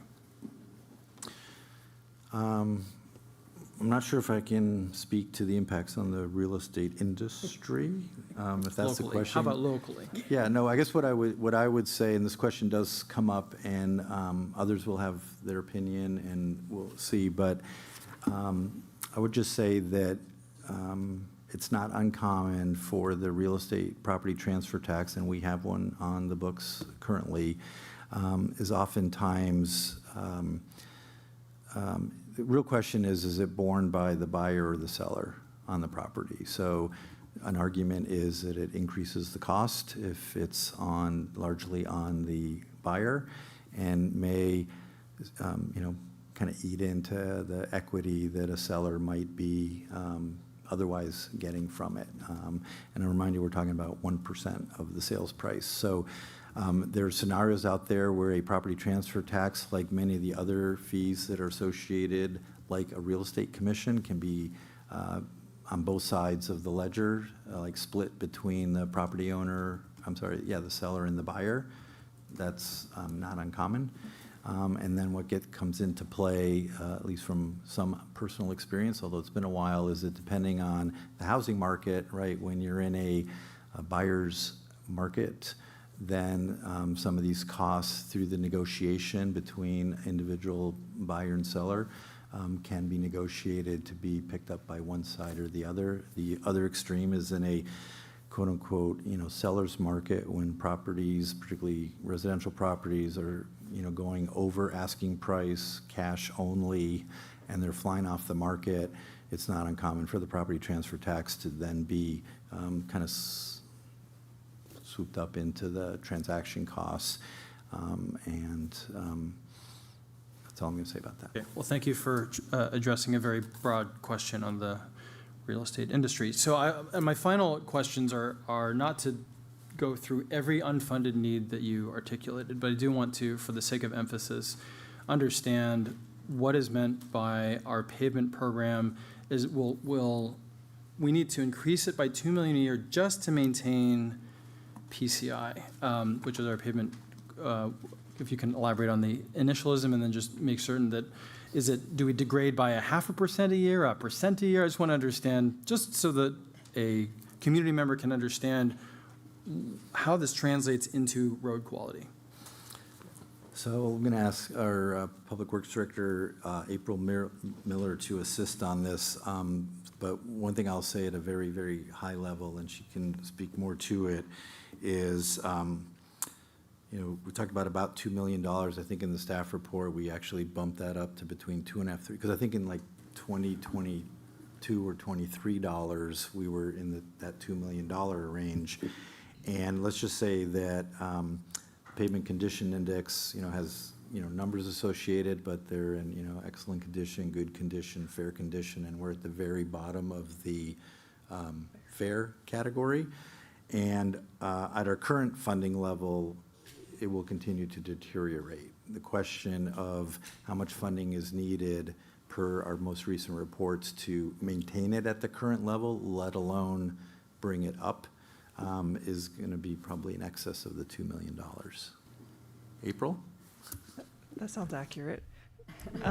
Yeah, so just to weigh in a little bit more, so since we've had such a limited budget on pavement I've been here 6 years. For 6 years on, we've been using the money to just focus on maintenance. We've been doing slurry seals. We've been, sealing cracks on roads that typically you would grind and overlay. We've just been stretching every dollar we can to try to keep these roads just alive as long as possible. So to your question on how fast it will go down, like we're trying to put as many Band-Aids as we can to keep the roads going, but it's hard to determine at what point it'll just drop. We have been losing like a point a year consistently for the last 5 years, but it's sort of unknown since we are doing preventative maintenance on roads, so you can't really tell how bad the underlying condition is on the road. We know what it is because we knew what it was before we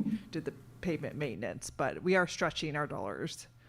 to the maximum right now, and it has been successful over the last few years. Got it. And not to try to create fear, uncertainty, doubt, but what I'm hearing you say is that there could actually be literally underlying problems with the substructure and things that may not be seen, that patching may be able to alleviate for a season, but that there could be major problems where a road could fail and have to do emergency repaving. Potentially, yes. Usually it starts to deteriorate more and more,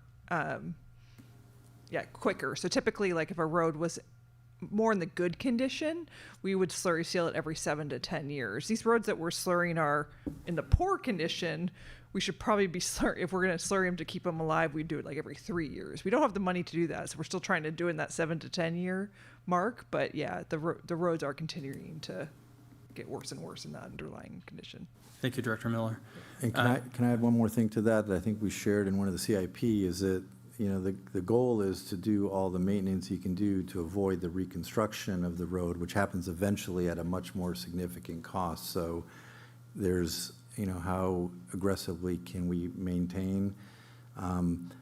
What you're trying to avoid is having to get into the major reconstruction, which this funding would not be enough to support. Okay. Thank you. And as I said, I would not inventory all of our unfunded needs, but there is one other, which is the SAFE team, $750,000 a year that we don't have a plan for beyond this year. Can you just confirm that what the SAFE team does and what could happen if we can't fund it? Again, I will ask Police Chief Spiller to assist with this, but yes, as the council is aware, we have been able to maintain what was initially a pilot program through some one-time funding. Credit to the department and Chief Spiller's staff for identifying some grant funding that we were able to receive that, as you noted, we have secure funding for the current level of service through the current fiscal year, maybe a couple of months through the current contract. And then we're going to continue to be looking for how to keep this together. And the reason why this is on this list is not only a candidate for stable recurring annual funding, but potentially also funding source to meet the demands and potentially increasing the days and hours of operation of the SAFE team. Chief? That was perfect. I couldn't have said anything better. So as the council's aware, you know, we had a very successful 3-year pilot of the SAFE team. And at the conclusion of the 3-year pilot, we extended that contract to coincide with the fiscal year and then did a 1-year extension. So at the completion of this fiscal year, the SAFE team won't be funded. There's no permanent funding solution for the SAFE team. So absent this, the manager and I will be scouring opportunities and additional grant opportunities and other philanthropic opportunities to offset the expenditure. And that's based on the current deployment of a 2-person team, 12 hours a day, 12 hours a day, every day of the calendar year. There has been question from the community, from community groups, and even council members, what are the opportunities to expand the program? So that will be a part of what we could potentially leverage this additional revenue for. Thank you, Chief. Those are my questions. Thank you. Thank you. I just have one hopefully easy question. So this is already on the books, and you mentioned in answering Councilmember Hill's question about why it is going to the voters. So that original 0.2% was done by the council, but not this council. And I don't see anywhere in the staff report when this was originally, we've already agreed to do this in this community. This is not a brand new tax. It's an increasing one that already exists. So I don't recall, I don't know if Councilmember Bushy recalls, so it wasn't in the last 20 years when we've been here. But I'm curious, I see it. City Attorney, Deputy City Attorney arriving. And then you mentioned 218. Why is it that the council can't make the decision from the dais, and why do we need to go to the voters? I believe that the original ordinance was adopted in 1991. Okay. sometime around By that. the council at that point. By the council, it's like a municipal history lesson. Prop 218 came in 1997, 98. Okay, which said that for these specific types of taxes, they need to go to the voters and cannot be done through council resolution? It didn't specify real estate transfer tax, Okay. but the type of revenue generation now requires a voter approval. Can I add that Prop 218 did two things? It required that any and all taxes require voter approval, and it also stipulated that special taxes require a 2/3 vote. Okay.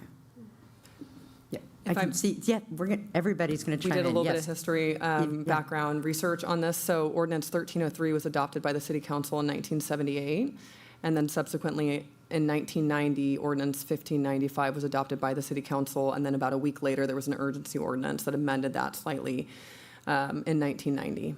Okay, so if they had done a 1% then, we probably wouldn't be having this conversation, so, right, because there was no retro of reducing it to another number. So that chart that you showed, those were all cities and towns that, back before Prop 218, increased it to those numbers? Okay. Just, again, it's a lot of context and to understand why we have an opportunity that other cities and towns might not have. Okay. I don't see any questions right now. We've asked a bunch, and I know that the public would like to weigh in. So I'm going to go ahead and open up the public comment for this item. If you are in the room and would like to comment, we'd love to hear from you. And just a reminder, we'd like to know what part of San Rafael, if you do live in San Rafael, what part you live in. You're not required to say your name, but we would welcome hearing it. And we are maintaining a welcoming environment by refraining from hateful or discriminatory remarks. Welcome. Hi. Good evening, Mayor and members of the City Council. My name is Jen Pfeiffer. I grew up in San Rafael, own a home in this community, and I've spent more than 25 years in Marin real estate. Tonight, I'm speaking on behalf of all homeowners. I want to be fair. The city has real needs: aging streets, storm drains, and the pressure of emergency response. It's not imaginary, and I respect the work you do to manage it all. I appreciate you reaching out to us, the community, before you place the revenue measure before the voters. But I'm here to say no to this idea that you've proposed. Today, when a resident sells a home, the city transfer tax is $2 per thousand. This measure makes it $10, which is 5 times higher. On a typical San Rafael home, that's about $10,000 more, taken at the closing table, and it's permanent, with no sunset. I have a listing now closing this Friday for $3.3 million, and the trustees are paying $6,000 in city transfer taxes. If this were to pass, they would pay $30,000 just for the city transfer tax. That doesn't include the county. So you want to come to my listing appointments with me and try to explain this? I'm going to condense this, but I'll email it to you. I think all residents should pay for 911 response times and storm drainage systems and flooding and addressing the impacts of the homelessness and street and road maintenance and maintaining safe places for kids to play. I agree with all that, but I think everybody should pay for it. You're proposing that one household at one very hard moment in time should pay. The senior who's finally right-sizing or downsizing or moving to assisted living, where they're going to have to pay tens of thousands of dollars. Sorry, you got muted at the 2 minutes. Oh, So, no, so thank you for your comments, and yes, Thank you. please go I ahead will and- email you. Thanks so much. Thank you. Bye-bye.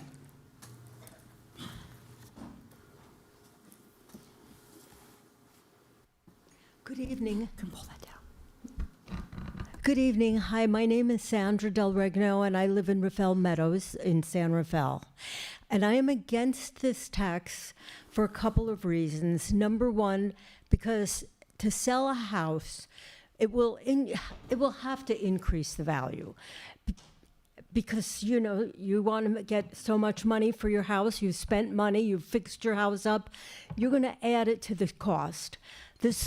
Over the last couple of years, everyone's talking about the high cost of housing. This will just increase the cost of housing. And what no one's addressing is all the new construction. There's 1,900 units going into Northgate. There's high-rises going into San Rafael. All of those units are going to bring revenue into the coffers of San Rafael. That's significant money you're going to get. You're not addressing all the extra money that you're going to be getting from all the new construction and all the new housing. I'm against this specific tax. Thank you. Anyone else like to comment on this item in the chambers?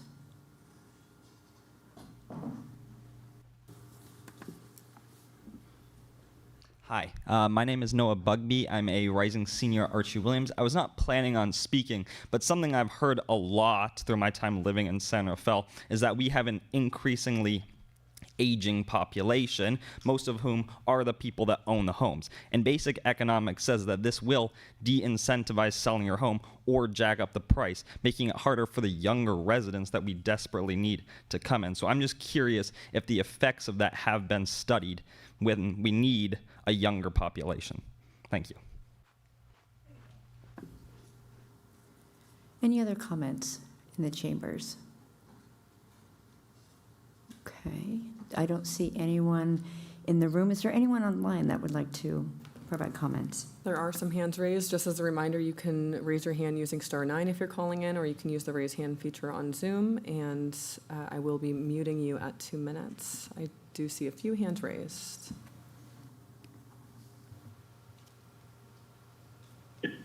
Hi, my name's Phoebe Reyes. I live in San Rafael in the Sun Valley neighborhood. I'm going to keep it brief, but I also work as a realtor, and I highlight everything that Jen was saying, Jen Pfeiffer, who was the first to speak at the podium. It is incredibly difficult to buy a house in Marin County. And I hear everything that you're saying in terms of, oh yes, all these fees are negotiable, but with the years of experience I've had selling houses, I can promise you that these costs are going to be the sellers will bear these transfer tax costs 99% of the time. It is already so expensive for sellers to even consider selling the house. Yes, they're going to make some money, but I have a client who's selling right now, and the only reason he's selling in San Rafael is because he has to pay for $18,000 worth of care for, he's got $8,000 for his wife for memory care, plus the thousands of dollars he has to go into for assisted living. And so when you look at these transfer taxes, San Rafael is the only city in Marin County that offers these. And I could see how you think it's a benefit in certain financial aspects. I appreciate everything that you put together, but really, the city council is approving so many new housing units, it's ridiculous. And then to add the cost of, to add this extra transfer tax I think you can raise taxes or see these costs borne over people who are not just the sellers. Everyone's going to benefit from these who live in San Rafael, and from the community perspective, getting buyers into San Rafael, they want Southern Marin. So we need to have incentives to benefit San Rafael, and I don't think the transfer tax is the right answer. I think if we allow more businesses in downtown, make it easier for things to open. We have lots of vacancies downtown. Let's make it easier for small businesses. I do not agree with this transfer tax increase, especially not at.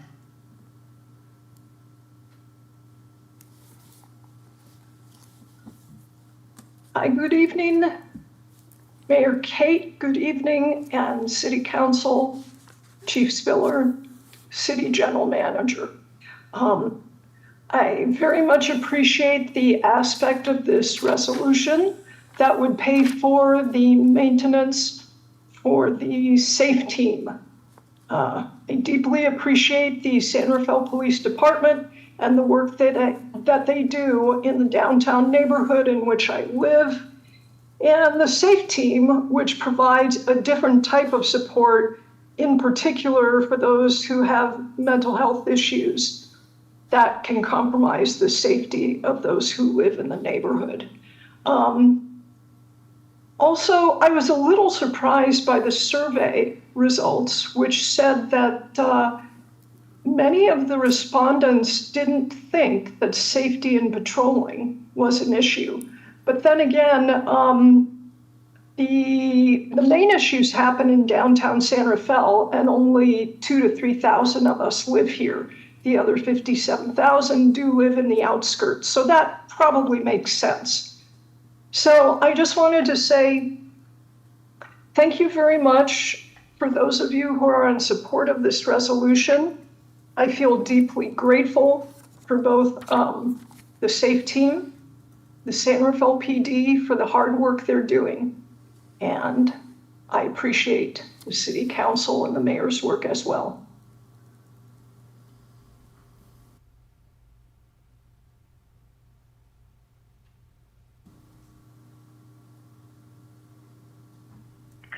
Hi, this is Victoria DeWitt, and I'm opposed to this increase in tax.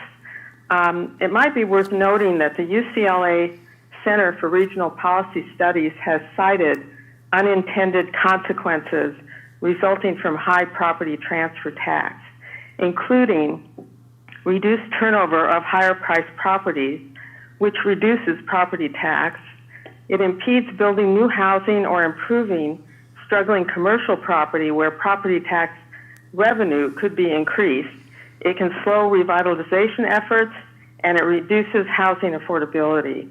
Another note is that my understanding, it's a state law that cities and counties can charge $1.10 per $1,000 for a property transfer tax, which is what every other city and the county does in Marin. It's only because San Rafael is a charter city that they can adopt an additional amount on top of the $1.10. So the 1%, it's not just 1%, it's the 1% plus $1.10 per thousand. I think the increase is excessive and ill-advised, and I suggest the city do a more thorough assessment of other sources of revenue, even if it means that you get it from several sources rather than just going for the big bang of, oh, let's just hit the property transfer tax. We get $6 million, let's go for that. I suggest doing an overall assessment of all revenue. Thank you.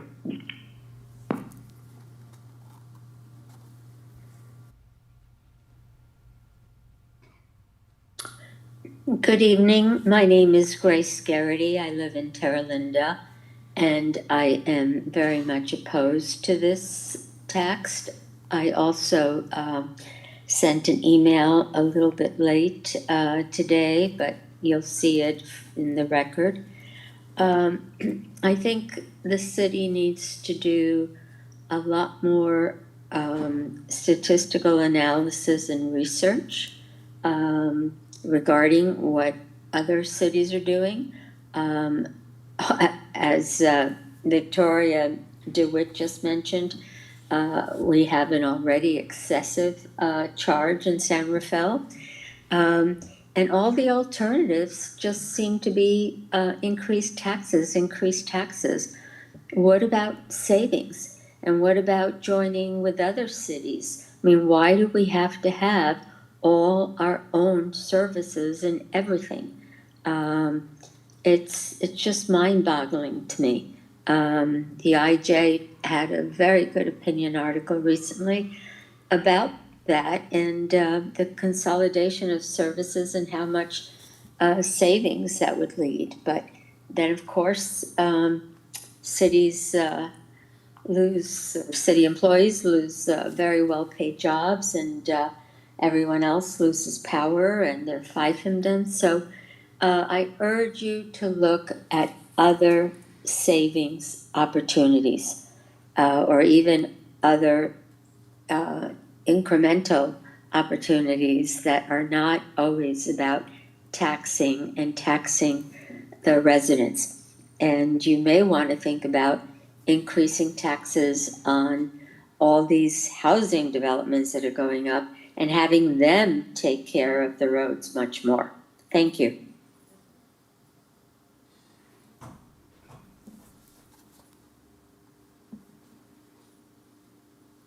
Hi, Hi there, my name is Chris Backer, and I'm a resident in downtown San Rafael. Council member Eli Hill is my member, and I also am a realtor. I've been practicing here for 13 years. And I just wanted to comment that a couple of things that I've noticed. When the commentary relates to this money going to the general fund and not having an active way of tracking where the money goes, that's concerning to me on multiple levels, because we often look at San Rafael being a place that already has a tax on the books. And when we've talked to the city in various instances about maybe talking about a transfer tax, the response is not really, you haven't been able to track the money a lot. So now you're coming back for a 5X on that number, and the tracking isn't really there, is pretty concerning, even with citizen oversight. I also want to echo some of the other comments about maybe we should all bear this together, because if you're just relying on a couple of transfers of real property, it's just, we're not really in it together. And I really applaud all the council here for asking really great questions and being intelligent on this. So I don't really want to belabor that point, because I think you are looking at this very holistically, and just going at a small group of people just doesn't seem like a very intelligent way to try to fund the services. And then lastly, it was brought up earlier about the elderly population. A lot of people who are selling, I'm working with someone right now, I have to sit there and talk to him about what the current rate is and how much money that is. And then I explain to them that there's a city resale report, and they say, what's that? And I say, well, you pay the city $363 to come in and look at what you've done to your house. And then that adds up to more permit fees. And now I have to talk to them about quintupling their transfer tax. It starts to add up, and that's why people actually aren't moving, when those are the population we need to get out of their homes. Thank you for your consideration. I see no more hands raised, but I'll give everyone just a moment. Okay. I do see another hand. Oh, okay. I see two names on here. If there are two people in the same space and you both want to provide comment, please let us know so I don't mute you.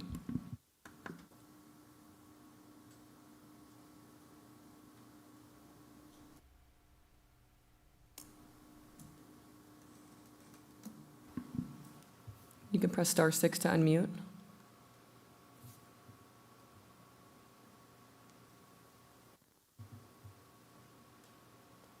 Brian? Sorry, I was muted. Can you hear me now? Yes. Hi, I'm Brian Walsh, West End. I agree with all the comments made, and I would appreciate it if you do put this to a vote so you can hear what the rest of the community has to say on this, and I oppose it. Thank you very much.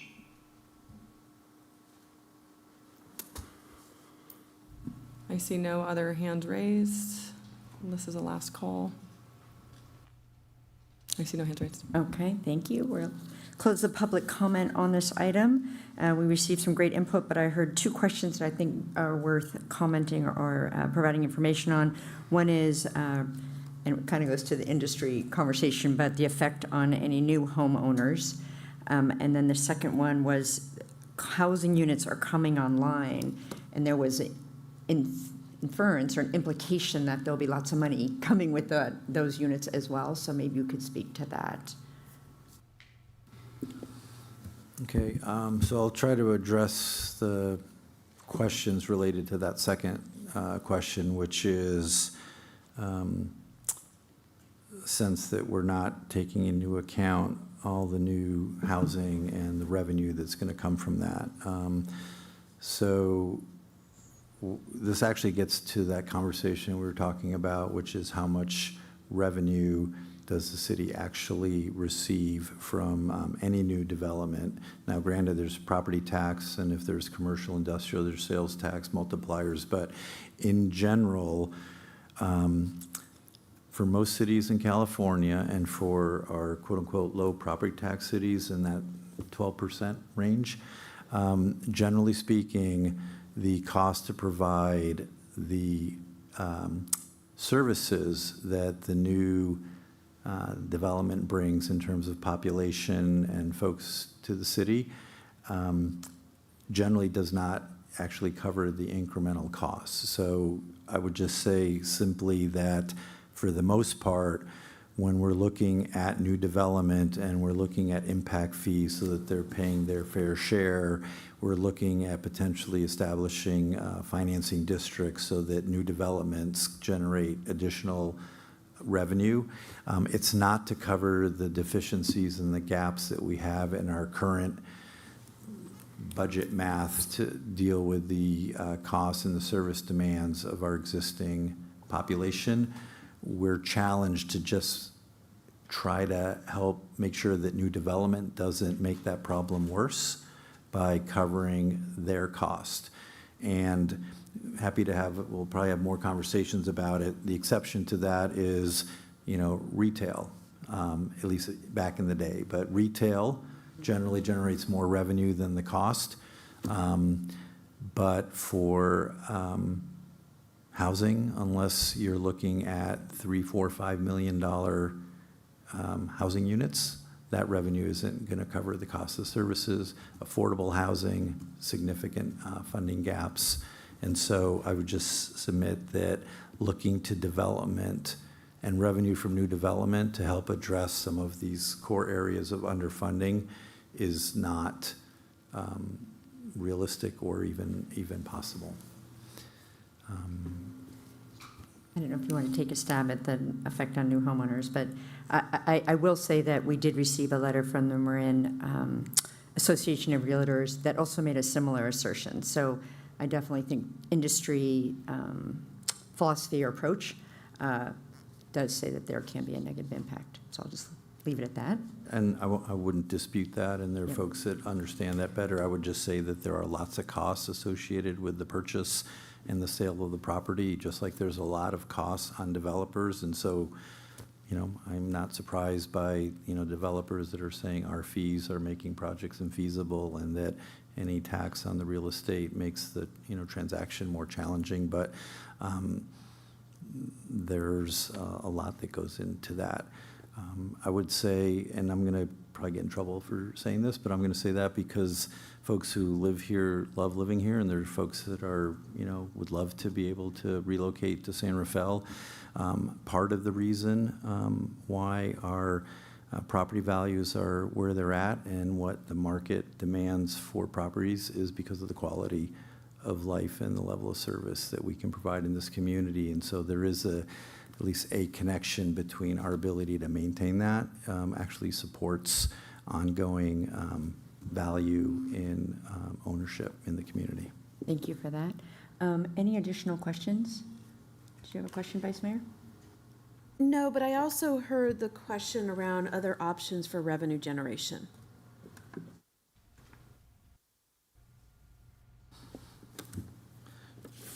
Yes, I heard that too.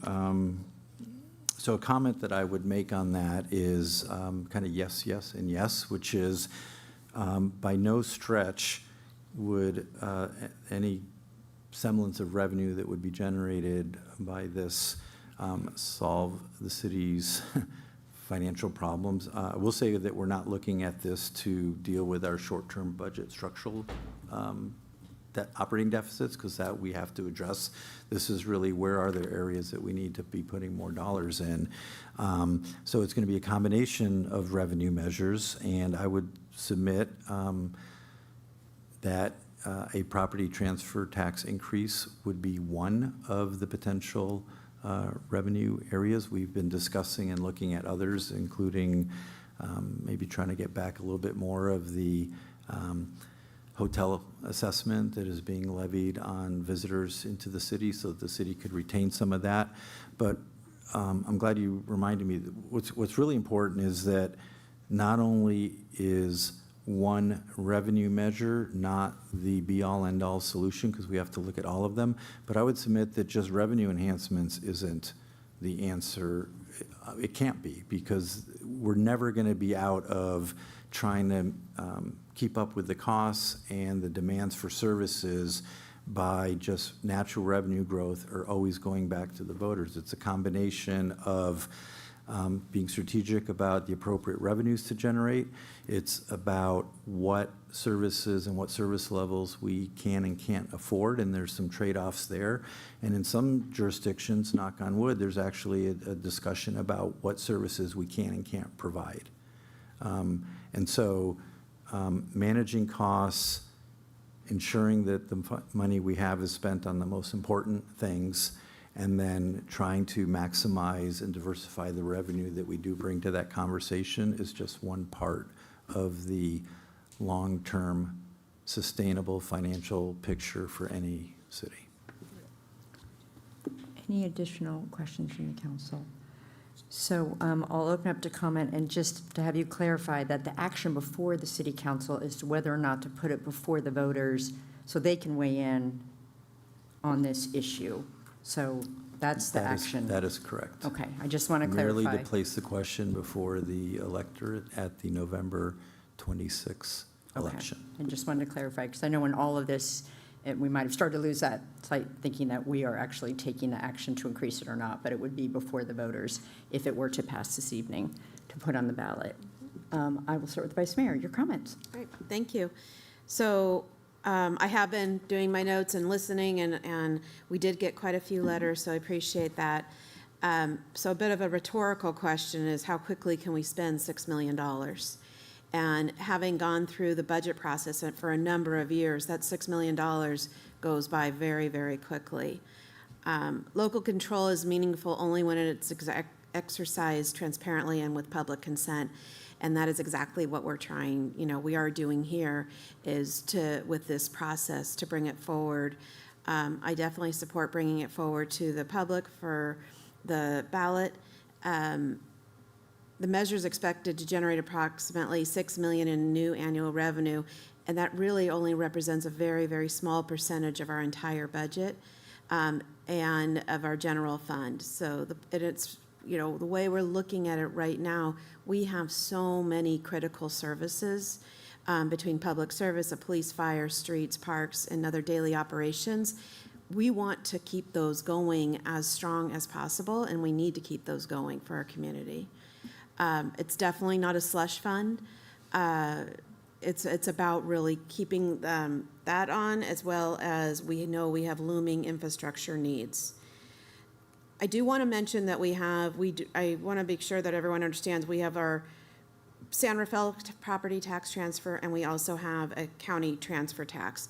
But the county transfer tax funds does not directly come to San Rafael as within our spending being able to manage directly. So those go for county services as well as support of the entire community. So this is an opportunity for us within our toolbox of an opportunity to raise additional revenue. Consider it sort of our bake sale. But much more important than that, because it is something that we do need the support of the voters to support us on that. The staff report, thank you, really framed the need, and it's been an ongoing discussion over many, many years, basically, of our rising service demands and infrastructure needs and costs that are actually outpacing traditional revenue growth. Revenue growth these days is not the mortar, the stores, the retail. What we're seeing, it's really changed, and so I think that using this tool at this time and putting it to the voters is super important, and that's a local authority that we have, and it's a gift that we have to address these local needs. We're asking the voters, not the council alone, to decide whether this is the right approach. Being a charter city gives us the ability to consider this option. It does not eliminate accountability. There was a question around accountability, and that is built into the proposed measure to ensure that accountability is there. It still requires voter approval, public disclosure, annual audits, and independent oversight. Every city has to evaluate the revenue tools legally available, and San Rafael's charter gives us this option, and it's our responsibility to determine whether it is fair, necessary, and accountable, and then let the voters decide. And I hope that we're able to move that forward and look to the voters to get their support. Thank you. Thank you. Councilmember Bushy. Well, raising taxes is never popular. It's not something we like to do. However, as we discussed at great length, the unique and complicated history of what has happened with property taxes, distinguished from this real estate transfer tax, have put us in a position where much of the funds that the check that each of us write twice a year, very little of it stays in San Rafael and instead goes to the county, putting us at a disadvantage and requiring that the city of San Rafael find other ways to fund necessary services that everyone depends on. This real estate transfer tax is uniquely available to San Rafael amongst the cities, although as the Vice Mayor points out, the county has one as well that actually is more than ours. And we will become closely aligned with the county, but it will give us another avenue to bring some equalization. Oh, it's probably a bad word to use when I'm talking about taxes, but to another source of revenue for our needed services in the context of the relatively low amount of actual property taxes that stay in San Rafael. So for that reason, and for the many hearings and public meetings that we've been through on all of the topics in the list of the things that our constituents want, this is one way that we can increase the funding available for those needed projects and services. And so therefore, I support bringing this measure to the voters. Thank you. Councilmember Hill. Thank you, Mayor Kate. Building on my colleagues' existing comments, I would underscore a couple of things. First, just that every letter that constituents wrote in about the impacts and people's opposition to this does create impact to people's livelihoods and does have an impact on how people buy and sell. And that said, weighed against our unfunded needs, as well as what I would characterize as sufficient analysis by staff looking at other municipalities, noting that the city of San Rafael is a charter city and can uniquely be able to integrate this tax, is something that other municipalities have examined as well, most recently Sausalito. This is why municipalities contemplate converting from general law over to a charter city. The property tax allocation has already been elaborated upon. Prop 13, I will just say from this dais, could use for some reform beyond just this moment. Prop 13 has a lot of impacts on the state of California. I know it's difficult for anybody in the Assembly or Senate to consider it, but from this dais, I hope that folks will contemplate that. This is one of the impacts of Prop 13. I do support that this would go to the voter for consideration based on the survey and the likely revenue that it would generate. I also would like to the degree possible, and I appreciated your testimony, City Manager, that the voter-approved tax oversight committee can't readily and very easily say, well, this exact dollar went to this exact allocation. To the degree possible, I hope that there's a way that we can at least start to create the ability for that committee to assess that. Thank you. Thank you. Great comments. Appreciate staff for all the work that you've done. And Curtis, I know you're listening online for doing the voter polling.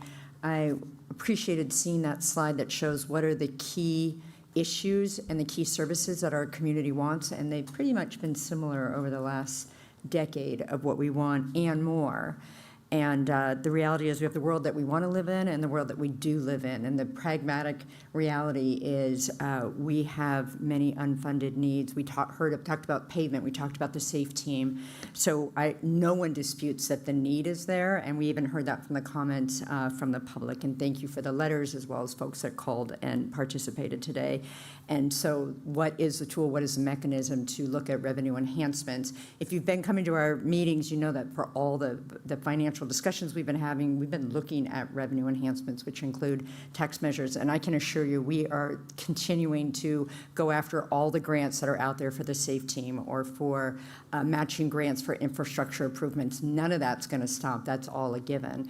And in order to have the type of community we want, with the type of love and care that we want it to see, I want to put that trade-off before our voters, because it is a trade-off. The impact of this fee, Councilmember Hill said that very well, there is an impact and we understand it, and the trade-off is the benefit that it brings the community. I want to see what the voters have to say about that, and I hope that they support it. But again, that will be a conversation that we'll have in the community. So thank you all. I will now entertain a motion on this item, please. I'll make the motion. Recommended action, adopt the resolution calling for a general municipal election on November 3rd, 2026 for the purpose of submitting to the qualified electors of the city a measure to modify Chapter 322 of the San Rafael Municipal Code to increase the real property transfer tax rate and add an oversight provision, authorizing and requesting that the county and Marin consolidate and conduct the election, directing the city attorney to prepare an impartial analysis, and authorizing Mayor Kate and Councilmember Bushy to file a ballot argument and rebuttal for the measure. Thank you. Is there a second? Second? Moved and seconded. Roll call, please. Councilmember Bushy. Aye. Councilmember Hill. Aye. Vice Mayor Kurtz. Aye. Mayor Kate. Aye, that motion carries 4-0. Thank you. The next item on our agenda this evening, switching gears, literally, is a change in speed limit on 18 San Rafael roadway segments. I will turn this over to staff.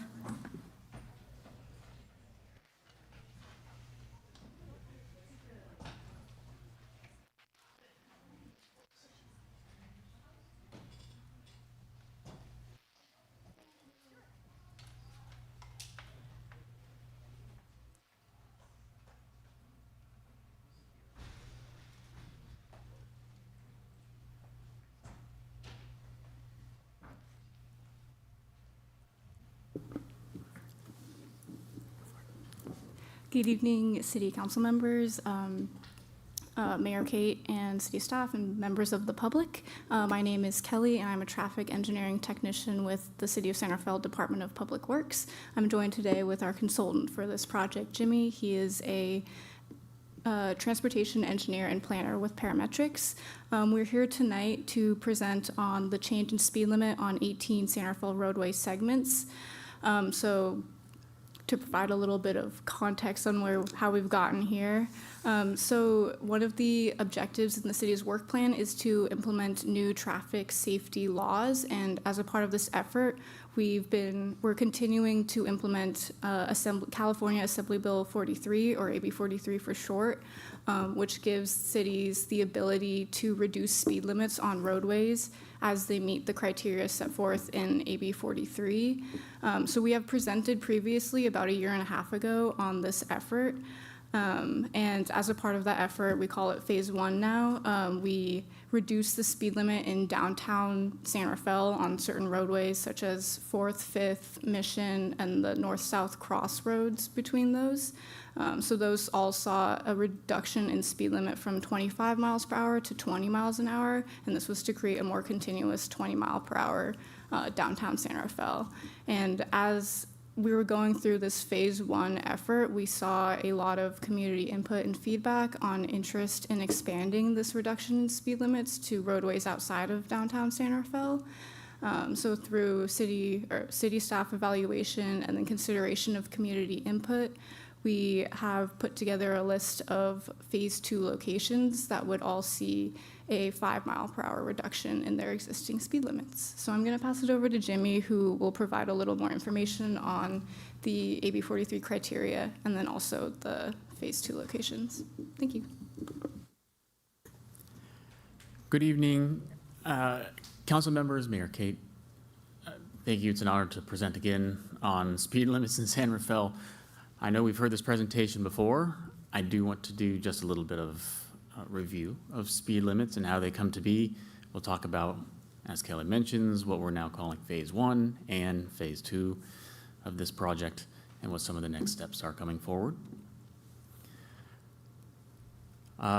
If we'll remember some of what we talked about a year and a half ago, most people are surprised to find out that speed limits aren't necessarily set by cities. We can't prescribe what we think is the best speed for vehicles to travel and then set a speed limit. The California Vehicle Code describes two situations of how speed limits can come to be. On the left, you'll see prima facie speed limits, which means at face, bespoke speed limits are presumed as 25 miles an hour on most residential local streets. So you'll see a picture on the left here of San Rafael. On all other roadways, speed limits are set by an engineering and traffic survey. This is a study of speeds and other roadway characteristics that must be performed by a traffic engineer. And the way that speed limits are determined is based on the 85th percentile speed. And another way that we think of 85th percentile is the speed at which 15% of vehicles travel at or above. So in essence, as per the California Vehicle Code, speed limits have always been set by the fastest portion of drivers traveling the roadway. This leads us to AB 43. As of 2024, all provisions of AB 43 went into effect, and for the first time in California, now jurisdictions have to do two additional things. They have to take into account the presence of vulnerable roadway users, that is, children, seniors, persons with disabilities, the unhoused, when establishing speed limits and the proximity of those users to these roadways. And importantly, AB 43 now permits jurisdictions to reduce speed limits by an additional 5 miles an hour in certain areas if these roadways meet a number of characteristics. So cities still cannot set their own speed limits, but what AB 43 provides is, in some situations, an additional 5 miles an hour reduction from what would have otherwise been the recommended speed limit.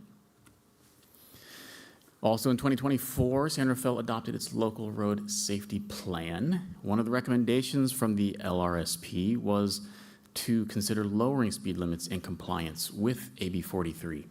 The LRSP sets forth what we now call the high collision network, and as you'll see, this network in San Rafael, where the most crashes occur, is centered on downtown, and the primary collision factor of the greatest number of crashes in San Rafael is due to high speed. One other reason why we always take speed limits seriously and the speed at which vehicles are traveling on the roadway is because this span between 20 and 40 miles an hour really greatly drives the outcome of people that are involved in collisions. This graph shows out of pedestrians that are hit with a vehicle traveling 20 miles an hour, there's a 10% chance that that results in a fatality. But if that vehicle is traveling at 40 miles an hour, the chance of fatality increases greatly to 80%. And so we take great care in thinking about the traveled speeds within this band. As you may remember, we established a 20-mile-an-hour zone largely throughout downtown about a year and a half ago, adopted by council in February 2025. This came in conjunction with another requirement in the California Vehicle Code to update an ENTS and update speed limit validation every 7 years. And now, as a result of broadly supportive feedback, we are evaluating and presenting the results of this further evaluation of roadways on other roadways, other areas outside of downtown. A quick overview on the top band here is the timeline that Phase 1 was enacted in the ordinance for downtown speed limits in the spring of 2025, and Phase 2 is coming alongside just afterwards. After the adoption of an ordinance and installation of signage, there's a required 30-day warning period where citations are not given yet, and then after that warning period, citations can be valid. The full implementation of both Phase 1 and 2 signage, striping, education, and evaluation phases is yet to come in the coming months. Previously, I presented a slide showing some other Bay Area newsworthy moments, installation of reduced speed limits from neighboring jurisdictions, and now proudly we have a picture here of San Rafael here on Mission Avenue, just adjacent to where we are tonight, but other 20-mile-an-hour signs have gone up in downtown. And then to remind ourselves of what we have taken into account, both in phase 1 and in phase 2 of this evaluation. We've looked at the proximity of roadways to businesses. We've looked at previously adopted speed limits over the years, not just the current established speed limit. For each roadway evaluated, we've done a crash history analysis. We've looked also at the presence of vulnerable roadway users in proximity to these roadways. And we've also taken into account future infrastructure projects, existing infrastructure projects, as well as C-Click Fix, other public input, and then done this in consultation with city staff and the police department. So here on this map, we're here to display the draft results of phase 2, of course, roadways outside of downtown. We've identified 18 roadway segments that are eligible for an additional 5-mile-an-hour reduction from their current established speed limit. And again, I want to emphasize this isn't us going out and just choosing roadways and saying that we can set speed limits. There is a very fixed set of criteria that roadways have to meet and match existing measured travel speeds in order for them to be eligible for this additional 5-mile-an-hour reduction. But you'll see that they are scattered on all sides of downtown. Less roadways meet the criteria for qualification north of downtown, but each one of these recommended speed limits does represent a 5-mile-an-hour reduction from the existing speed limit. A full list of the speed limits are included here on this slide, and the extents from those roadway segments upon which we're recommending them for adoption. And then finally, we'd also like to mention, the city has hosted a public website since October of 2024. It does have an online input form.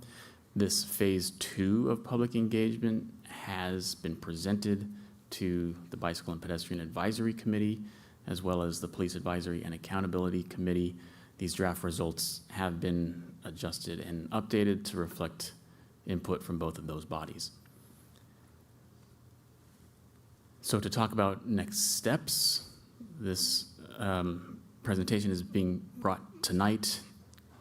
Roadways can be reduced by 5 mile an hour as per AB 43 with the adoption of an ordinance or resolution. So that is also being brought to council. And then going forward, the city looks to undertake, in addition to installing signage and striping, and a 30-day warning period prior to issuing citations, steps to inform and educate the public on speed limit reductions, as well as putting a plan in place for evaluating effectiveness of reducing speed limits themselves. With that, we'll conclude and open it up for questions.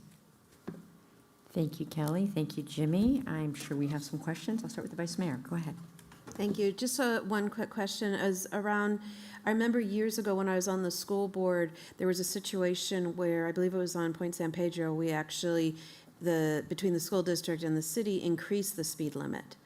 And I remember there was a lot of conversation that it just did not seem like a reasonable or rational approach. And I was wondering if you could describe when that would happen and if you anticipate there would ever be a situation these days that we would actually increase the speed limit. Yeah, happy to address that question, and thank you for bringing this up. There is a phenomenon that is known in traffic engineering circles called speed creep, and it's actually quite rational of a conclusion when speed limits are set based on the fastest tranche of traveling motorists, and when speed limits are required to be updated every 7 years, when you raise the speed limits, people then have leeway to travel faster. The next cycle comes around, and you measure speeds again and people are traveling faster, and so hence the recommended speed limit has to be increased. And that phenomenon of speed creep has been recognized and was also addressed in AB 43. One of the provisions also allows, in situations where you would recommend raising the speed limit, to retain the existing speed limit. And so in the future, this difficult conversation would have another avenue, pun intended, for resolution. Great, thank you. Thank you. Councilmember Hill, questions? Thank you, Mayor Kate. Yeah. Yes, thank you, Jimmy, for coming back to us. This was about a year and a half ago that we had you before us, and I appreciate you being here again to bring in phase 2. Since we're talking about AB 43, and you did a great job, I think, explaining how we got here, but I can't tell you the number of times I go in front of the community and they're like, why can't you just lower the speed limit? So I appreciate your explanation of it. My question is on the number of times that periodically we have to do this ENTS study just to hold these speeds. So it sounds like because we did phase 1 and phase 2 staggered, would we conduct 2 ENTS studies in about 7 years, or would we do it all at one shot, maybe, so we don't have to keep redoing them over and over again, staggered? Yeah, that's a great question. It is easiest for cities to perform an ENTS for all roadways within their jurisdiction all at the same time and with the same cadence. Not every city does it that way, but one of the other advantages of AB 43 is the 7-year requirement for recycling your ENTSs now has a provision where that can be lengthened to 14 years.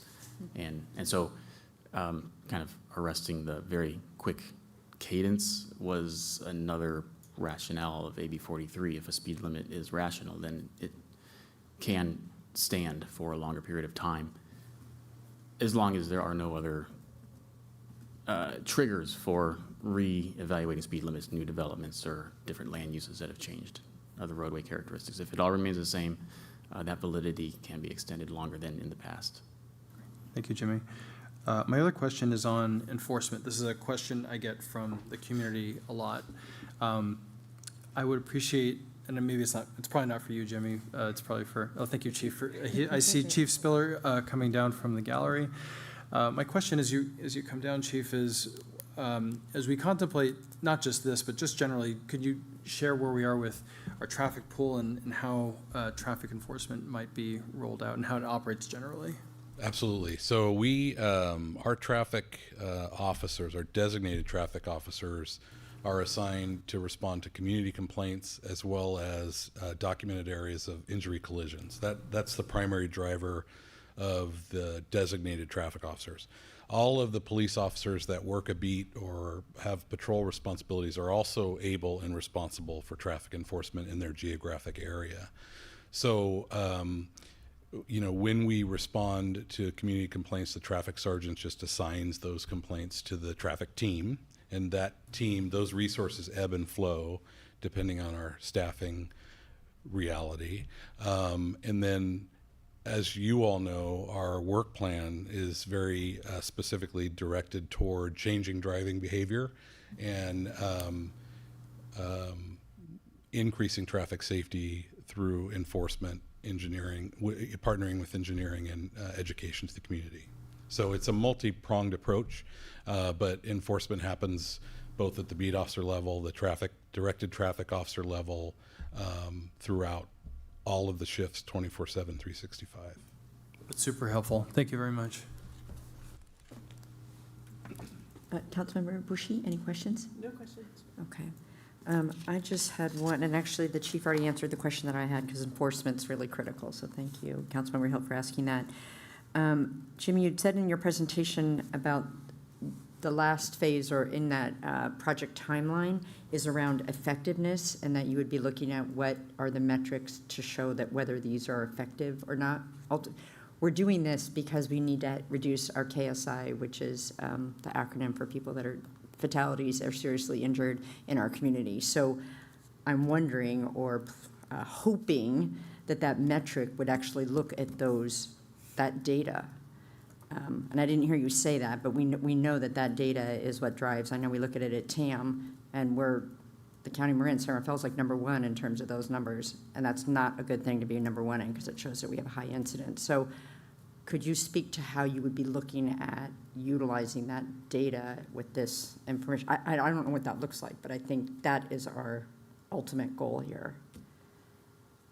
Yeah, certainly the LRSP does a great job of describing, let's say, a prior condition to speed limit reductions. And one of the nice things about having so many roadway segments where speed limits are recommended for reduction is that you'll have a suite of streets where nothing was changed except for speed limits, and you can do a before and after of crash results. You can also do a before and after of measured speeds, because the next time we come around and do an ENTS, we would take the same speed survey with the same methodology. And you can do that for roads that receive no treatment but speed limit reduction. You could also compare that to the effectiveness of roads that reduce their speed limits in addition to other infrastructure improvements or traffic calming measures. And so I don't mean to lay out exactly what that evaluation should include or how it will be conducted or when, but there will be plenty of data to be able to utilize. I see Director Miller coming down, because the other part about that is when we could actually start to, when will this have been in place long enough to start to look at some behavior change? Yeah, something not directly involved with AB 43, but we actually just applied for a grant for Safe Streets for All with the Transportation Authority of Marin in order to update the local road safety plan. So if we get that grant, we would actually do more studies to analyze the collision history in the next couple years. So we would have an updated data point from the local road safety plan. So we have to be strategic on how we want to do it as the city, like, because if we're doing it with local road safety plan with TAM, then maybe we wait a few more years to do it on our own with our updated ENTS. Okay. No, that's helpful, because we want the data, we're going to get data, and we want to make sure that, that we're looking at and analyzing it, see what the effect is in the real world. Okay. I don't see any other questions at this point, so I will open up public comment on this item. If you're in the chambers and would like to comment, now is your opportunity, and you're welcome but not required to say your name and what part of San Rafael you live in. Good evening again. Daniel Alm speaking through Weston Neighborhood Association Board. We are excited that the Miracle Mile and Weston Avenue and Greenfield Avenue have been identified. These are key areas within our neighborhood that our community members have desperately wanted slower speeds on. Pivoting and speaking through myself as a committee member on the PAC, Police Advisory, and I would like to share my own comments that it is a disappointment for me that 2nd and 3rd Street meet all of the qualifications for this all but for speed creep and the average speed. And based on the data, 2nd and 3rd Street desperately need slowing. And it's unfortunate that because of our mean average speed, we cannot get a reduction on those two streets. Thank you. Other comments in the chambers?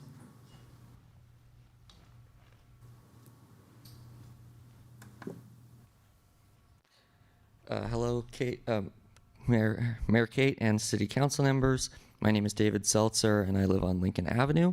I just wanted to voice my strong support for the proposed reduced speed limits here in parts of San Rafael. As a side note, a few weeks back, I actually had a stroke, so I'm not currently able to drive until I get some follow-up evaluations. So this injury is making me especially think about children or people with disabilities that can't drive and their safety getting around the city. So if I stumble with my words, I'm still recovering, hence why I'm reading this rather than speaking off the cuff. So I live on Lincoln Avenue, and I've long felt the speed limit on the north end of the street is too fast for such a dense residential area. We have so many families and children living in this neighborhood, so this change in speed limit better represents this reality, and paired with those new improved pedestrian signals, I think this is a great improvement for pedestrian safety. As we've just seen in the presentation, we have tons of data that shows that the severity of injuries and likelihood of death of pedestrians or cyclists is directly related to car speed. Also, most of that data was accumulated before the increased popularity of trucks and SUVs, which are more dangerous to pedestrians. and the increase of distracted driving. So reducing speed limits to offset the increased danger from drivers is so important to improve pedestrian and cyclist safety. Additional note, I see an item about improved,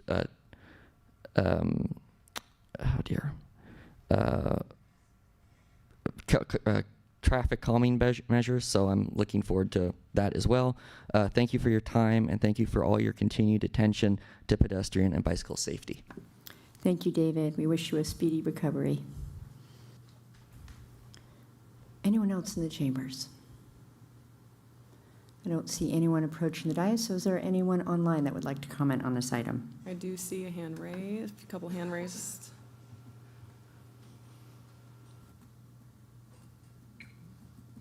Good evening, Mayor Kate and council members. My name is Kevin Haggerty. I'm a board member of the Point San Pedro Road Coalition. The coalition supports the consistent speed limits on Point San Pedro Road. Specifically, we support the proposed reduced speed limits on the section of Point San Pedro Road between Marina Boulevard and Portobello Drive. We hope that this action will result in the city considering in the future speed reductions of the rest of Point San Pedro Road. Finally, the coalition appreciates and supports the improvements the city have made to safety on Point San Pedro Road. Thank you.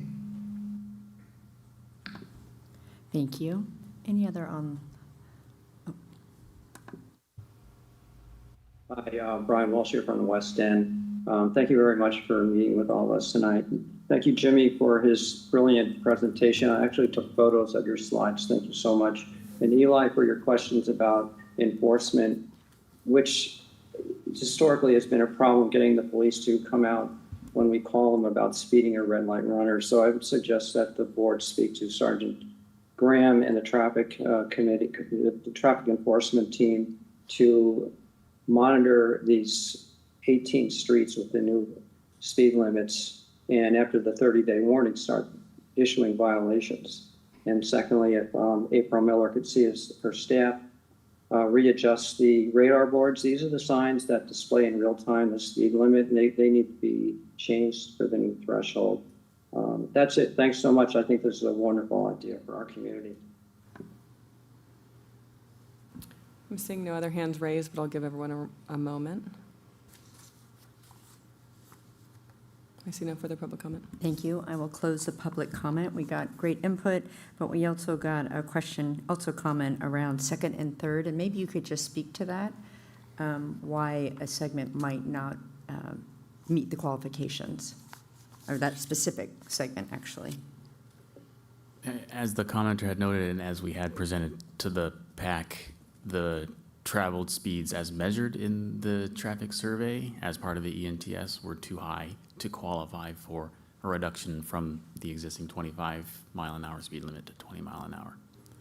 So people are already speeding too much that we can't reduce the speed limit? Yes, that is the logical conclusion of how the CVC is currently set up to establish speed limits. Correct. Yeah, I didn't want to phrase it that way, but it is a way that we all think about it. Yeah. Okay, so we will continue to look at infrastructure or other ways that we can continue to reduce speeding in those areas if we can't have the tool of the speed limits. Okay. Any additional questions? I don't see any, so. Oh, yeah, go ahead, Councilmember Hill. Thank you so much. What related to second and third, what discretion does the city of San Rafael and our traffic engineering folk have over the timing of lights to land exactly at the speed limit? Do we have discretion to assert the posted speed limit through the timing of the lights?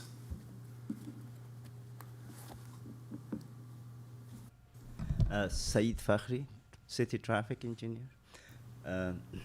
So we have a consultant currently which has been updating the signal timing coordination, and the speed limit is part of it. So the progression is the posted speed limit. As you also know that there's a lot of concern with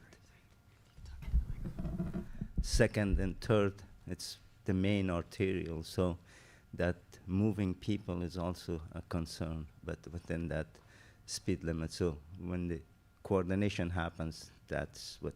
So I've already informed them. Also on 4th Street, we changed it because it was 25 miles per hour. So now progression is based on 20 miles per hour. So if you speed, theoretically, it won't help you. You hit a red light, but if you continue with 20 miles per hour, then you hit the green. Thank you, Said. Yeah. Thank you. I don't see any other questions, so I'll thank you, Said. We'll come back for comments. Vice Mayor, go ahead. Thank you. I mean, rarely do we have, and this is great news, and we know that there'll be more interest in wanting to do more streets. Appreciate the objectivity around the process, even though we don't necessarily agree with the process all the time. And it's great to see this coming forward. So thank you, and I'm looking forward to the next round of updates. Thank you. Councilmember Hill. Thank you, Mayor Kate. Thank you, team Jimmy and Kelly and Said for presenting and answering all of our questions. It's clear to me, when I joined the council in 2021, one of the things that really vexed me was the fact that we did not have discretion over our own speed limits. There was a lot of speeding going on in our community during the pandemic, and I don't think that's unique to this community. So I appreciate that we've built upon the passage of AB 43 went into effect in 2022, and it's taken us this long to be able to do it. Of note, in the staff report for this was almost 400 pages long, and it was that long because the ENTS is very thorough. So I appreciate not only Jimmy, you and Parametrics came in, but the staff in the city has, I think, appropriately invested in our community's safety to ensure that we can arrive at this moment. I would also, as an opportunity in this comment, look forward to a point when AB 645, which allows for 6 pilot cities to have automated speed enforcement in their communities, not the least of which is the city and county of San Francisco, has seen, I think, initial signs that is working very well there. I hope that can come to our community so that motorists will obey our laws and not have to wait for an officer or to hopefully learn not to do so, but obey the speed limits. These speed limits are there for the safety of our community. Thank you. Thank you. Councilmember Bushy. I just want to contrast this to what it was like on Point San Pedro Road 10, 15, 20 years ago. It was, the chamber was full. It was massive controversy on changing the speed limit could be done, must be done, couldn't be done. We went in circles, people complained, and then we did the study, and then we had to raise it because and we had to sell that. It created so much controversy and took so much time from this body and from our staff. In contrast, we now have new laws, a rigorous analysis, all 400 pages of it, and I think community outreach as well, and a joining of the enforcement and the public works approach to this, the visual friction, and some of the safety improvements that have been done, particularly on Point San Pedro Road, to give it more of a, sort of an urban feel and not, a road along the ocean that you can speed on like they do in the car commercials. It's great to have this low controversy approach to adjusting speed limits. So I'm delighted to be here to see this this day. So thank you. Thank you. Thank you, Kelly. Thank you, Jimmy. Thank you, Said, and all of DPW for bringing this forward to the council. We have committed as a body and as a community to Vision Zero, which is an approach of how do we, using all the tools across the board that are available to the city, take action to reduce fatalities and serious injury in our community to bicyclists and pedestrians. We have already made that commitment. This is 100% following that commitment and that policy that this body has already approved. So thank you for taking the philosophy and putting it into action. It's fantastic, and as was mentioned by the Vice Mayor, I think there'll be more streets that we'll be wanting to add as we start to see how much safer it makes for everybody to utilize our streets. So thank you. I would entertain a motion on this item, please. I'd like to make the motion. I move to introduce the ordinance, waive further reading, and refer to it by title only. Second? Moved and seconded. Roll call, please. Councilmember Bushy. Aye. Councilmember Hill. Aye. Vice Mayor Kurtz. Aye. Mayor Kate. Aye, that motion carries 4-0. If the city clerk could read the title of the ordinance, please. An ordinance of the City Council of the City of Centerville regarding speed limit changes on 18 Centerville roadway segments outside of downtown pursuant to sections 22357 and 22358 of the California Vehicle Code. Thank you. Thank you all. And in a related traffic venue, our next agenda item is the City of Centerville Traffic Calming Program Policy.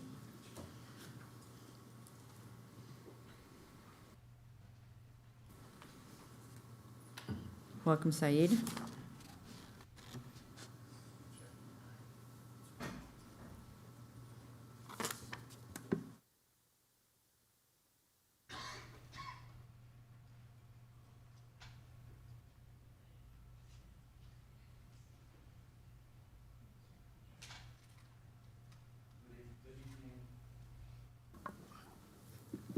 Good evening, Mayor and council members and member of public. My name is Saeed Fakhri, a city traffic engineer. I started working for the city in February 2025. So tonight's agenda is 4A, Traffic Calming Program Policy, which is really how to manage speed and volume on residential streets.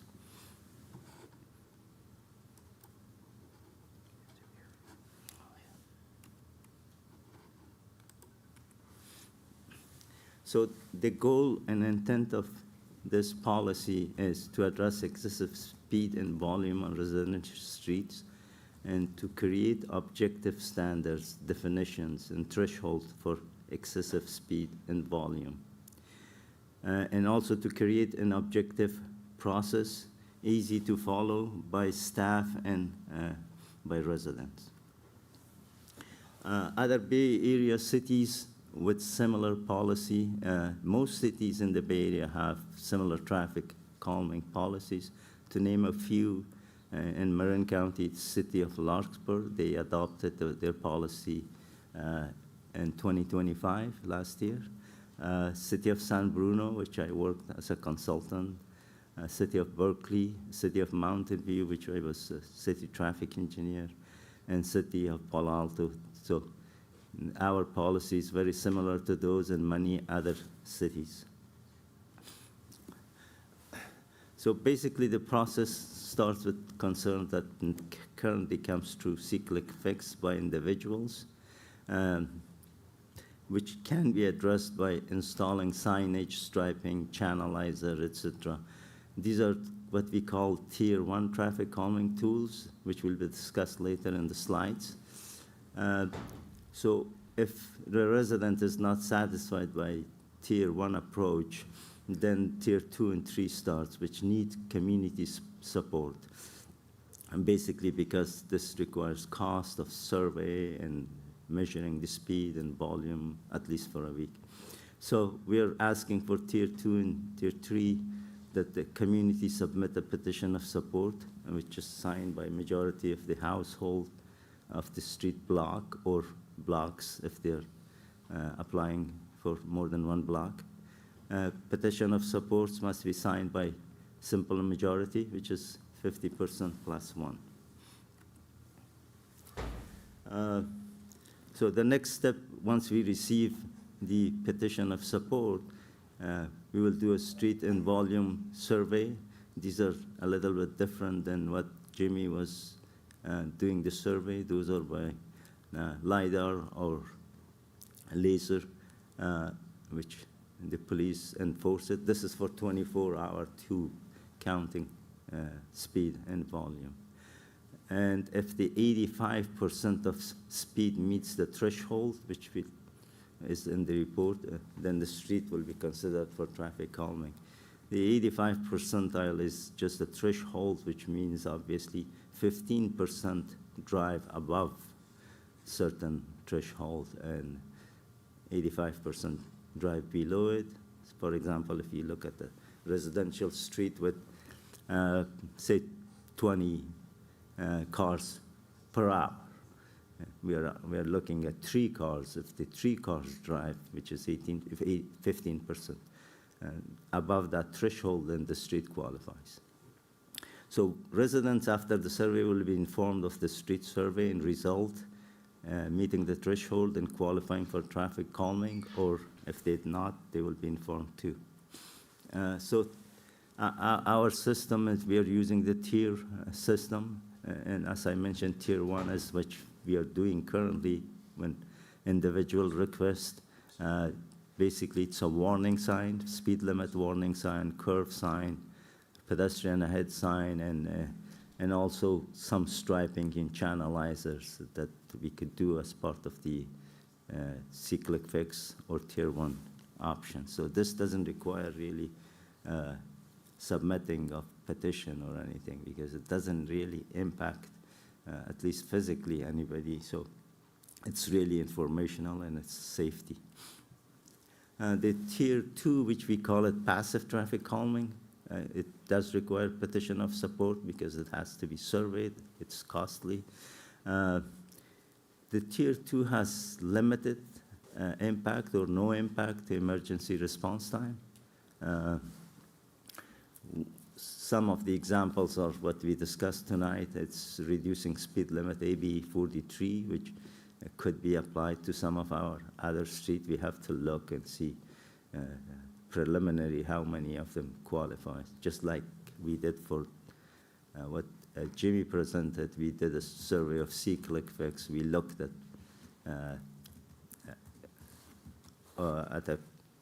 do they qualify, kind of pre-qualification, and then we selected all those roads. The other one is electronic speed radar signs, bulb out, narrow median island, chokers. As I mentioned, these measures are really not impacting, for example, fire response times to that limit. And then tier 3, which we can call it active transportation calming. Obviously, this requires support, petition of support, and that may impact emergency response time, so it will not be applicable to all streets. It includes speed humps and traffic circles and turn restrictions and other measures. The way our policy is structured, traffic engineers select the tool after the street qualifies, petition signed, and the survey prove that it's qualifying for traffic calming. So the traffic engineers select the tool and design and present it to traffic advisory committee for input, which include police department and fire department, and planning, and our street maintenance crew. After the advisory committee inputs, we'll be having a public presentation of the design and outreach at Bicycle and Pedestrian Advisory Committee. And then we will receive feedback from public and from BPAC.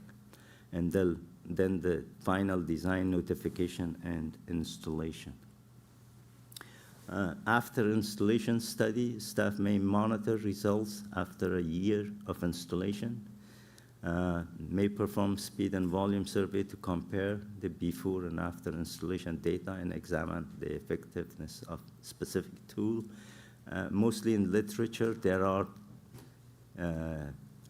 studies that compare before for different tools, but it always varies with the driving population, the characteristic of a road. So it will be good to have that in San Rafael, which may be different slightly from other cities.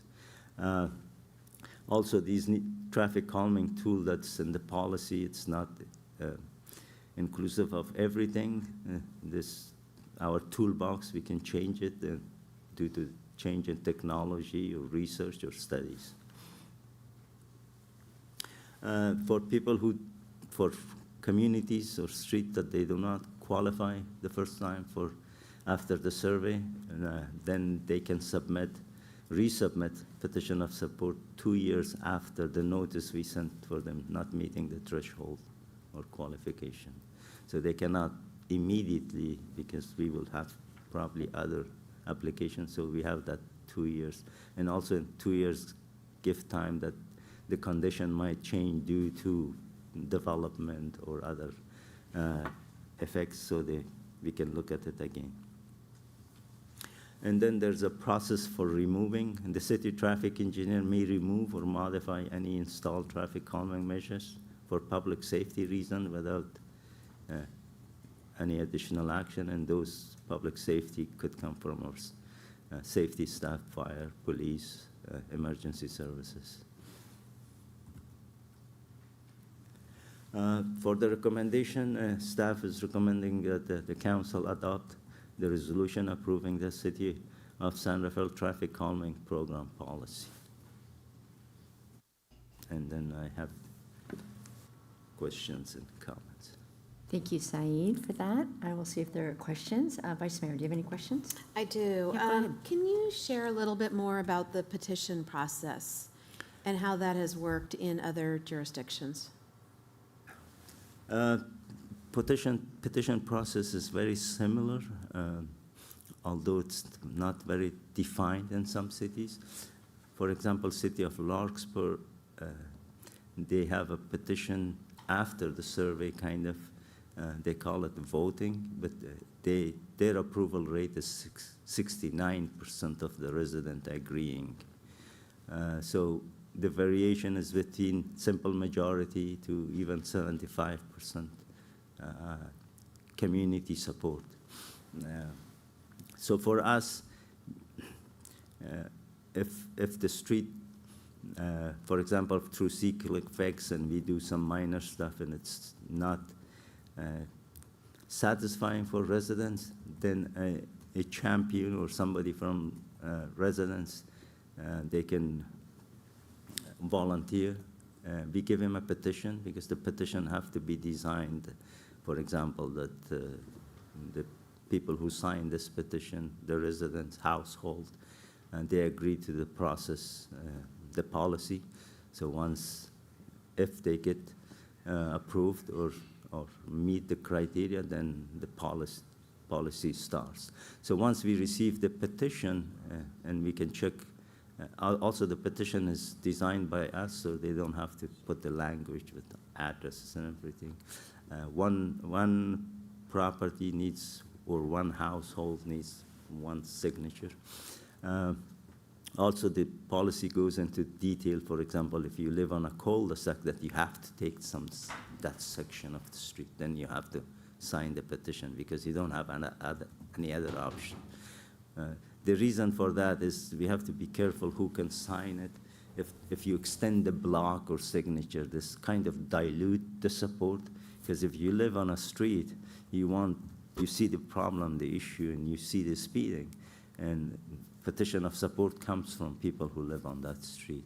But if you live 5 blocks away or 10 blocks away, you probably take that section, and probably you're one of the speeders, so you can't dilute the petition support.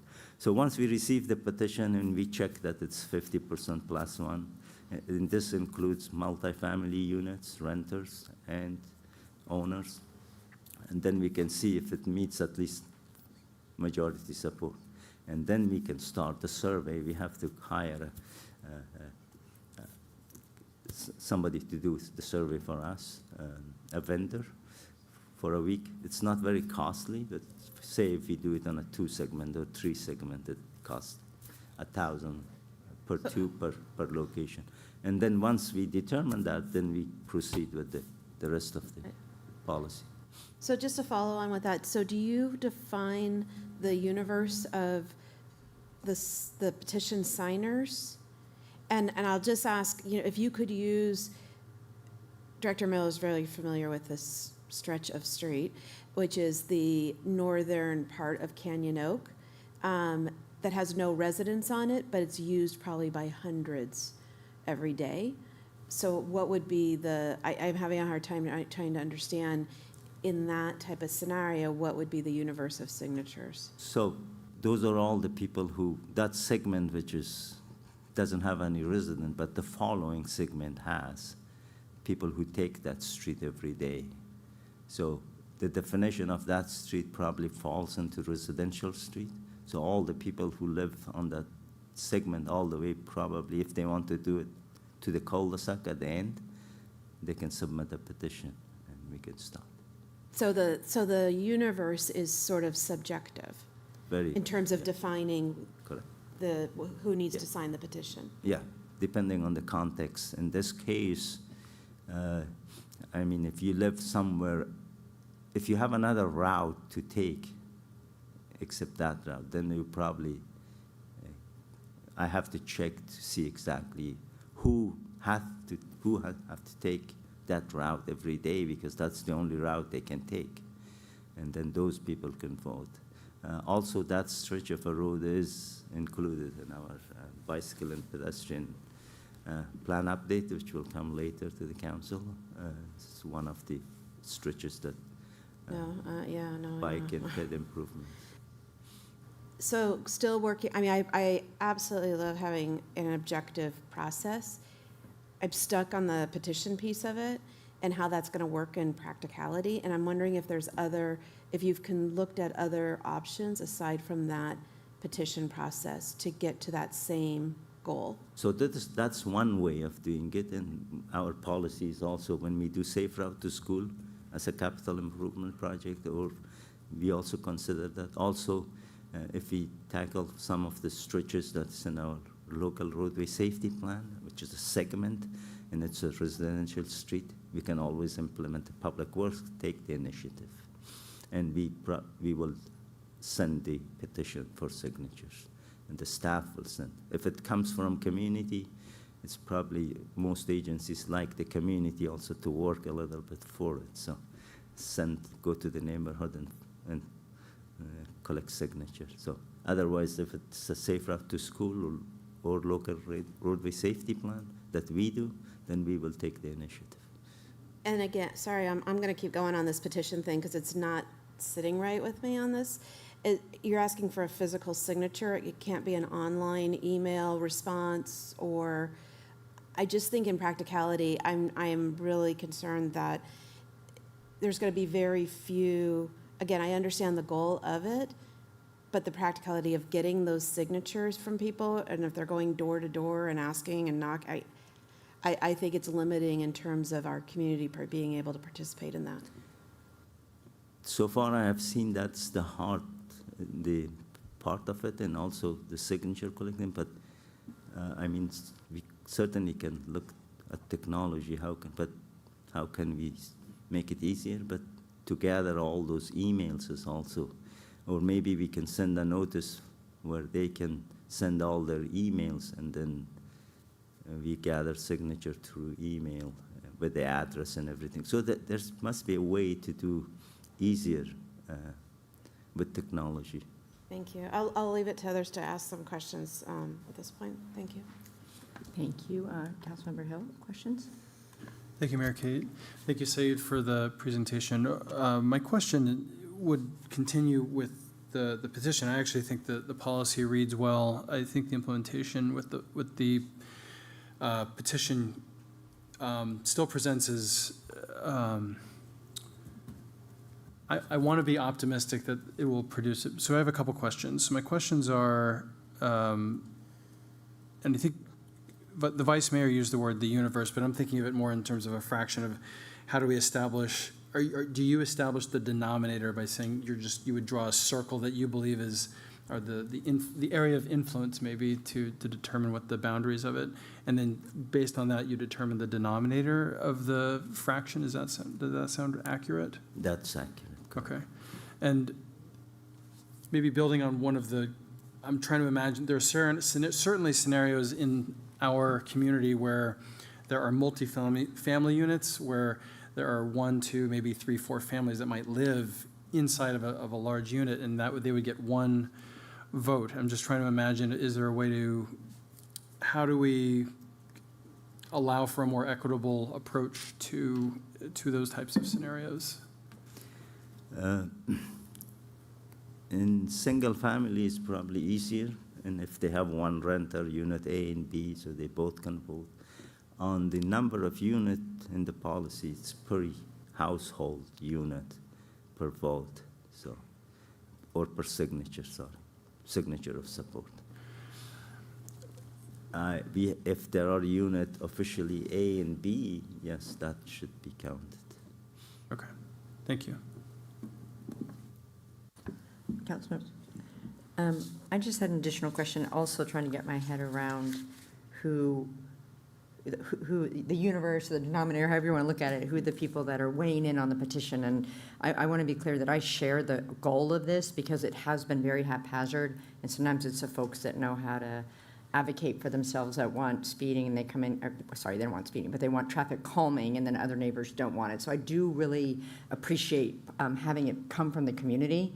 And I do think there is the mechanism, we need to have some sort of mechanism. But when I'm looking at, again, you had your example of the street, but I'm thinking of Spinnaker Point Drive, where is in a street that we put traffic calming in, and we were very excited. And then there were a group of people that didn't want to drive slower. So they were not excited about it. So I'm looking at that street, and is that when you would have all the cul-de-sacs, everyone that's on Spinnaker Point Drive up to Catalina? Like, is that what you're saying? When you're saying people that are required to drive there because of where they live, that would be the universe that would need to write the petition and be a part of it. Yeah, that is the most tricky part of the area that, in my experience. So I have excluded people, and they have really passionately why I cannot sign the petition, because if you extend it to include every possible people, that there's no limit of who can sign the petition. And then it usually dilutes the vote because they want to speed, they want to go fast to work. And I agree.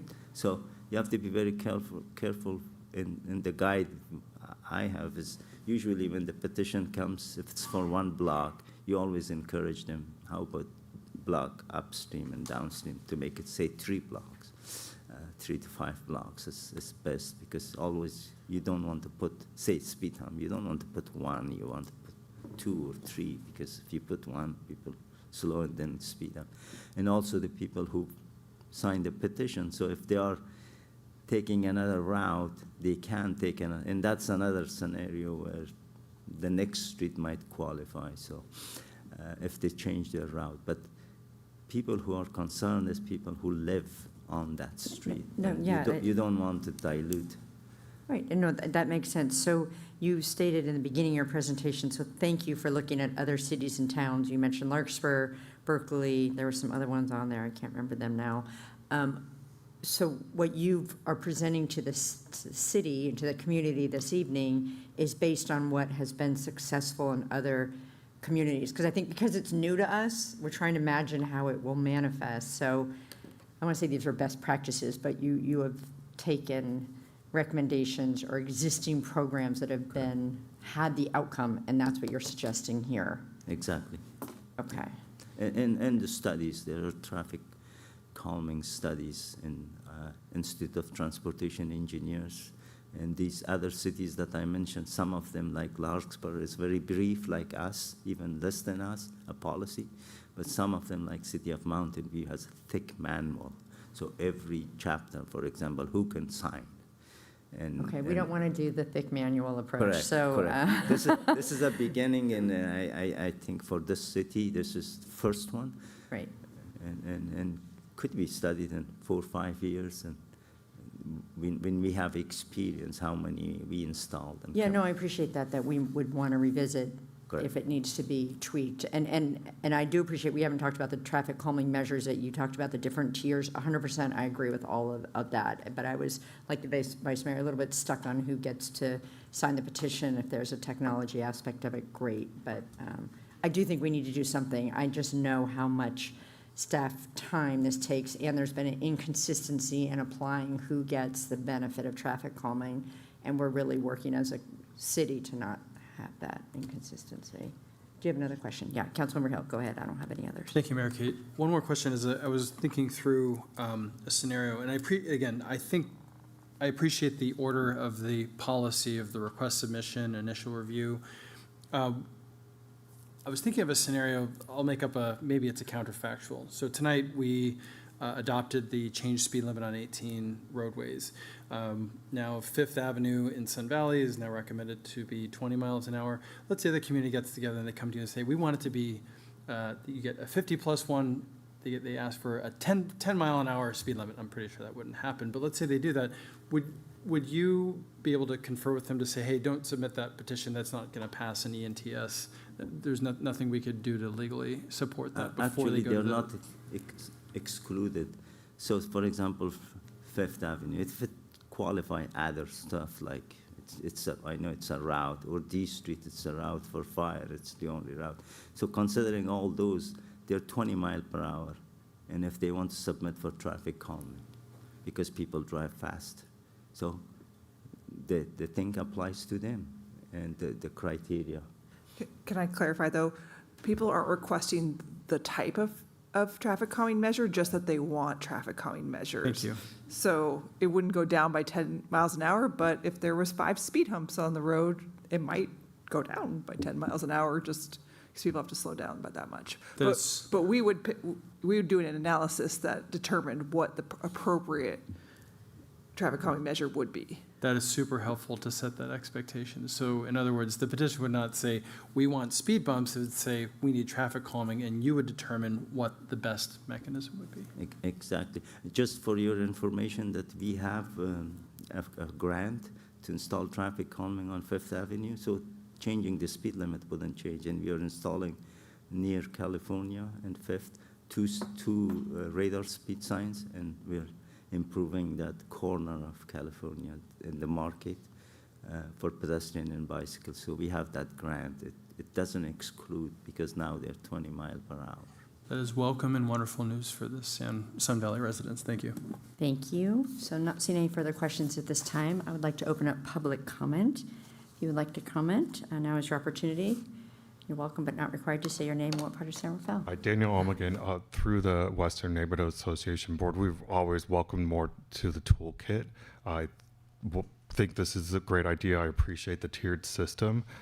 I think for us, we would want to understand the lift on doing a petition, because it would sound like it would probably likely fall to a neighborhood association. And I know from our own experience in trying to do the street closure, where we have to get 100% sign off, it's an act of herding cats, and it's not easy and it's not fun. I'm a little bit concerned about the petition process and how that would work. Thank you. Any other comments on this item? I don't see anyone in the chambers. Anyone online? I do see a hand raised, a couple hand raised.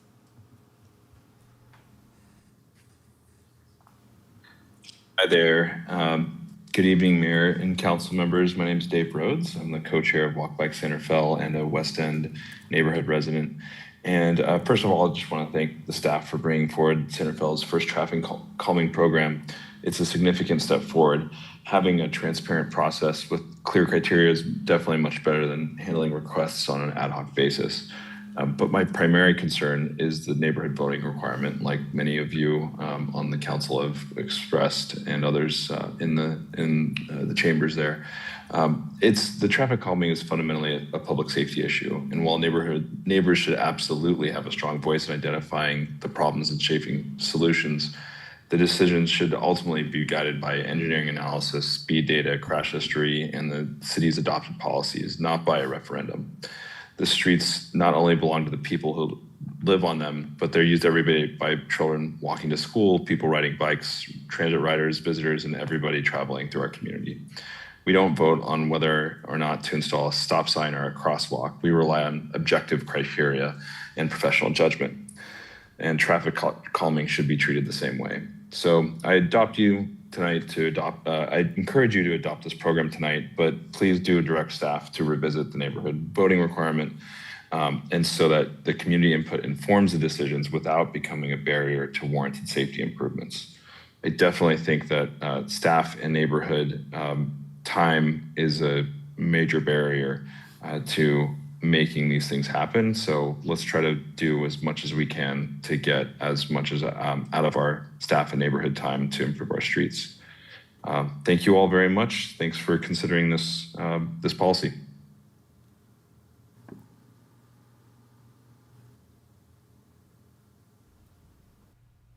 Hi, Susan Gilbert again, downtown San Rafael. I'd like to share my gratitude for the traffic calming measures you've implemented and intend to implement here in the future. I can appreciate that the city traffic engineers have a complex task of balancing the needs of drivers, cyclists, and pedestrians, all of whom want to get across town as fast as humanly possible.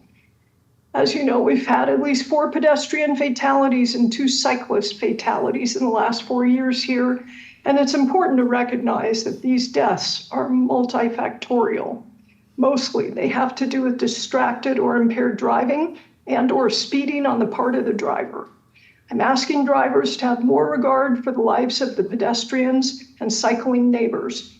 While it's wonderful that you've lowered the speed limits around the downtown area, I'd like to see more enforcement of the limits by the police. Some of the cars going west on 3rd and east on 2nd reach speeds of up to 50 miles an hour. In our residential neighborhood, which is a 25-mile-per-hour zone.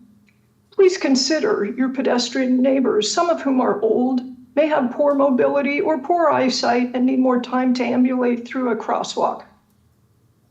I'd also like to ask police for more enforcement of scooters and e-bikes who are on the sidewalks, making it precarious for us pedestrians. Finally, I'd like to mention 25 years ago, I was responsible for circulating a petition in my Oakland neighborhood to get a speed bump to prevent drug dealers from traversing our block. I succeeded in getting the 160 signatures, and it's still there today. Thank you.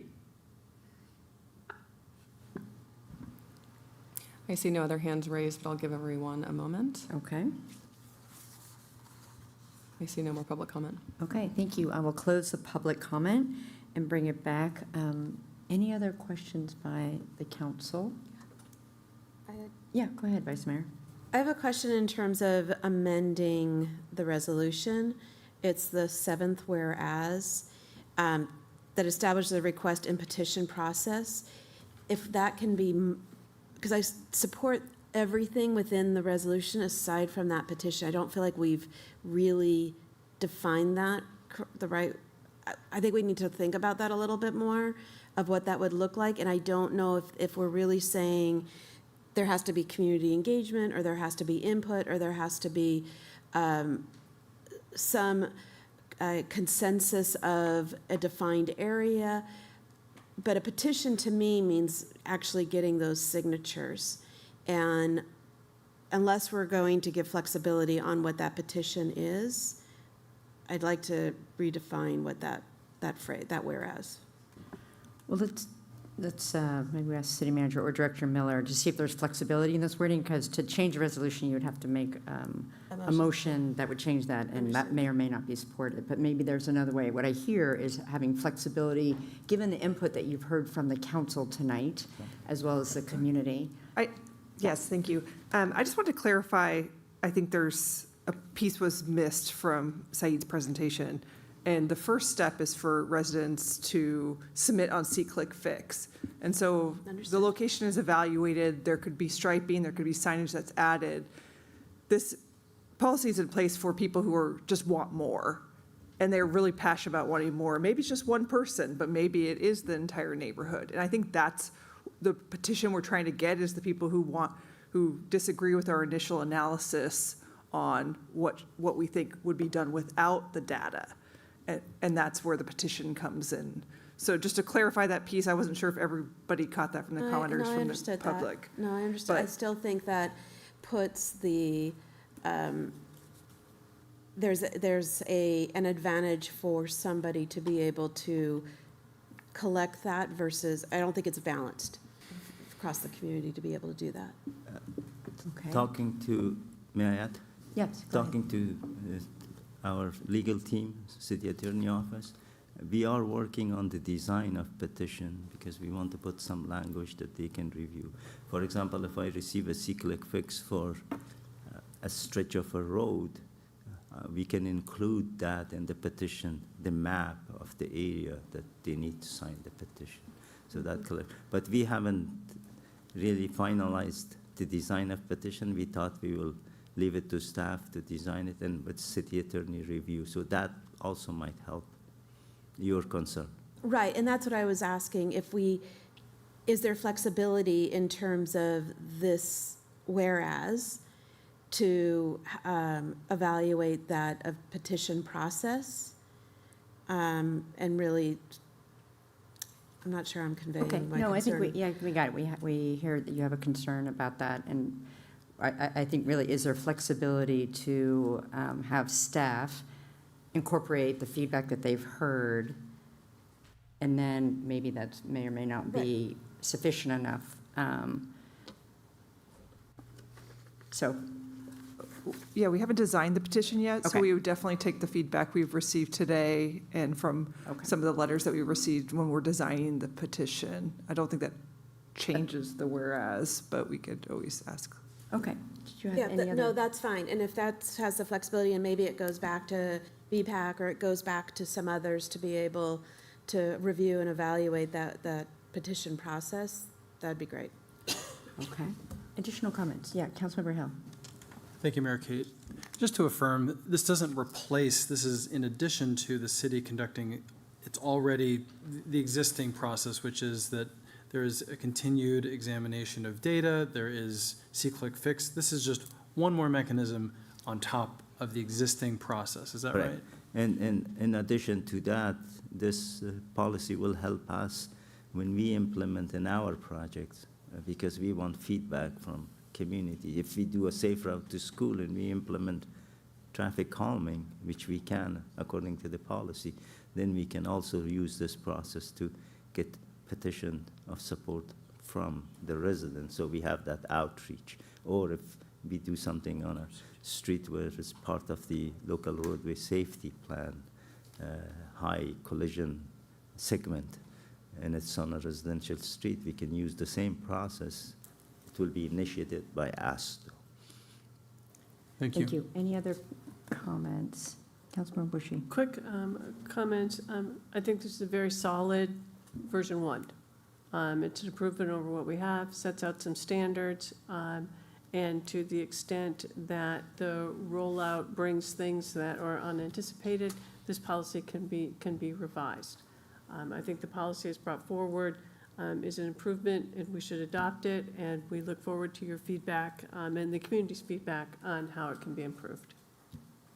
Thank you, and I'll just close by saying it was in the staff report, but it wasn't in your presentation, that this is a direct response to one of the goals and objectives in our 3-year strategic plan. So this body has already stated that we want to launch and evaluate pilot projects for traffic calming measures to improve neighborhood safety.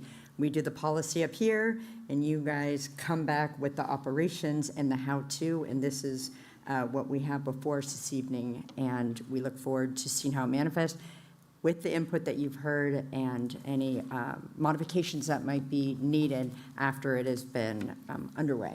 But we appreciate having an action item to our goals and objectives. Mayor Kate, please. We were just discussing a potential change you might wish to consider that I was discussing with the city manager because of the concern expressed about the request and petition process. Again, the whereases aren't really operational, but we could substitute the word contemplates for establishes on about the 8th whereas. Whereas the policy establishes a request and petition process, we could say whereas the policy contemplates. Just a suggestion in line with the Vice Mayor's concerns stated. If the city attorney's office believes that's necessary in order to have the flexibility that we want to have inherent as the program gets designed, then I think we'd be welcome. I worry about wordsmithing, having the 5 of us wordsmith, but, so that's, if you believe that change needs to happen to have this type of flexibility It going doesn't, it forward? does not need to happen. Okay. So it's just a suggestion to try to ameliorate the concern, but I don't believe it's required. Okay. Are you ready for a motion? Yes, I will go ahead with the I motion, move that please. we adopt the resolution approving the City of San Rafael's traffic calming program policy. Second. Moved and seconded. Roll call, please. Councilmember Bushy. Aye. Councilmember Hill. Aye. Vice Mayor Kurtz. Aye. Mayor Kate. Aye, that motion carries 4-0. Thank you for taking our input. Thank you, Saeed, for all your work. Our last in our regular agenda is the nomination of eligible census tracts for Opportunity Zone 2.0. I see Greg Minor has joined us. Welcome. Good evening. Greg Minor with the Community and Economic Development Department. I'm going to try to pull up a PowerPoint here.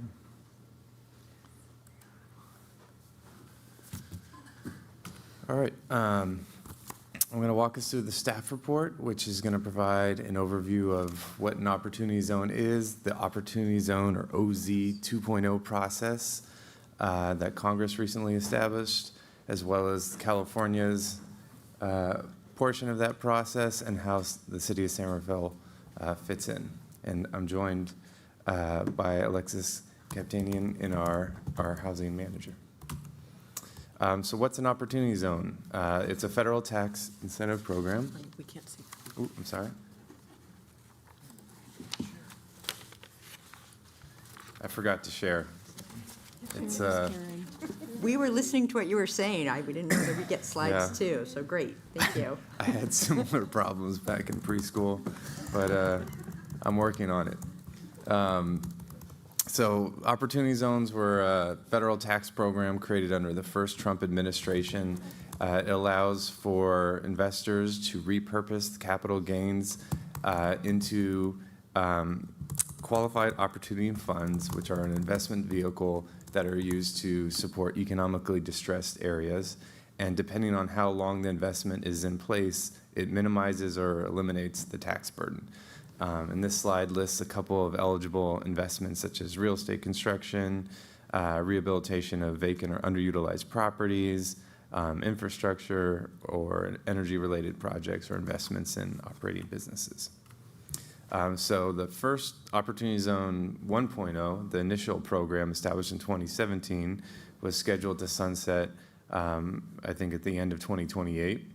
However, Congress made the program permanent last year as part of that One Big Beautiful Bill, and it also established this Opportunity Zone 2.0 process where IRS in the spring released the eligible census tracts nationwide, and then governors across the country have until the end of September to nominate up to 25% of their eligible census tracts, and then the Treasury later this year will certify those nominations, and then the new Opportunity Zone map will be in effect for the next decade. So it's a once-a-decade process moving forward. And then within that, California has created its own process that's being overseen by GoBiz, or the Governor's Office of Business and Economic Development. So back in middle of June, they opened up an application process for local jurisdictions to make recommendations of which census tracts the governor should nominate. It's not required that a local jurisdiction's elected body adopt a resolution. However, it's something that we can add during the public comment period to show support or direction. And then again, at the end, then there'll be a public comment period, August 1st, and a deadline for the governor at the end of September. The state has indicated that,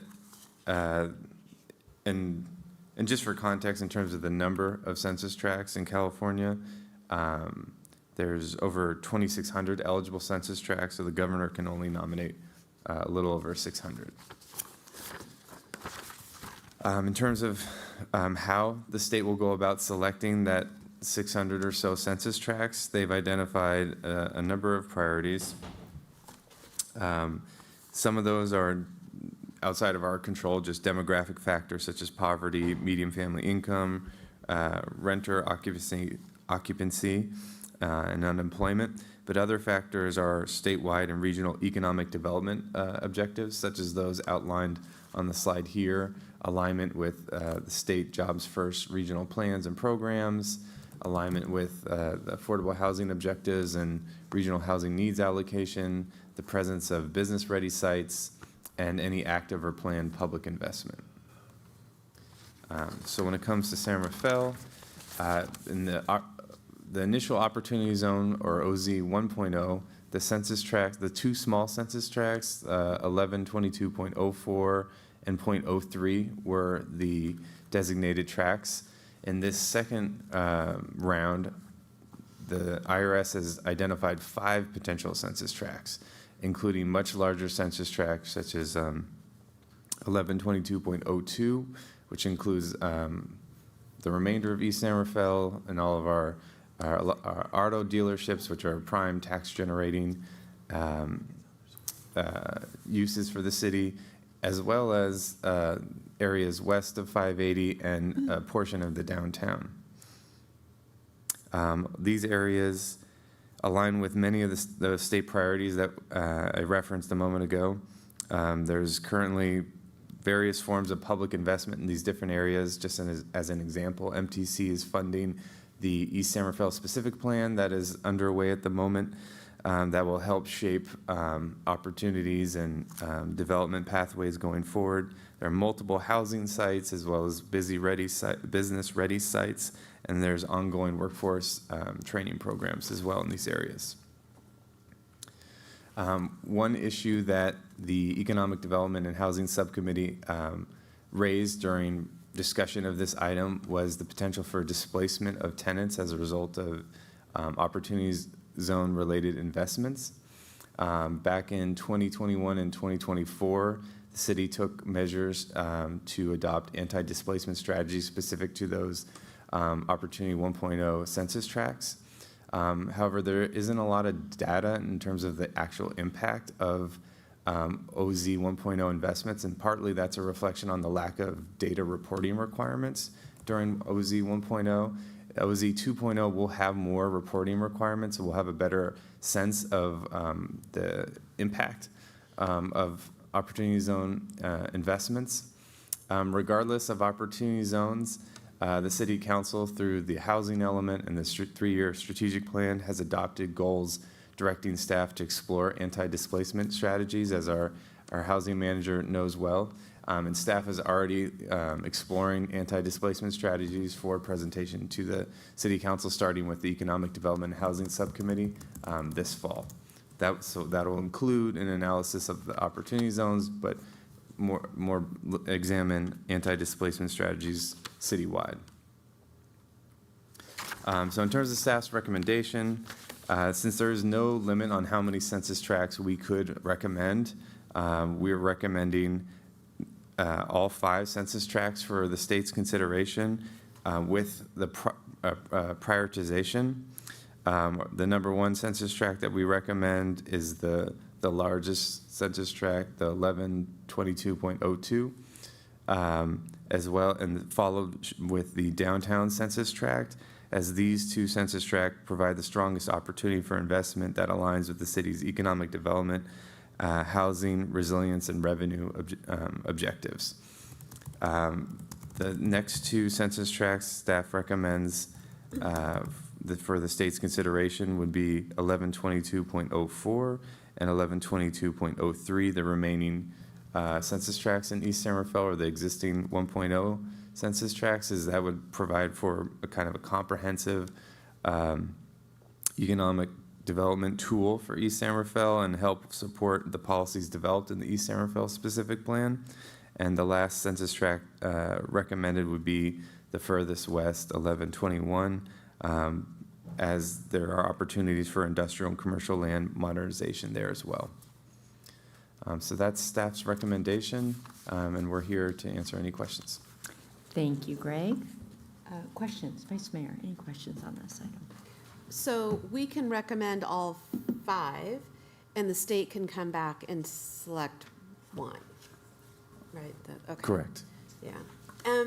For all these census tracts, are they all within the city, or does it cross into county at all?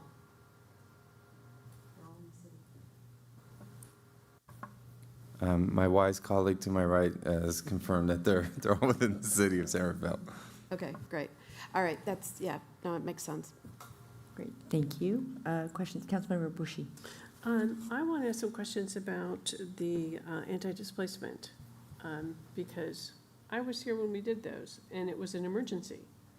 We thought there was going to be widespread displacement because of the very lucrative incentives created by the opportunity zones.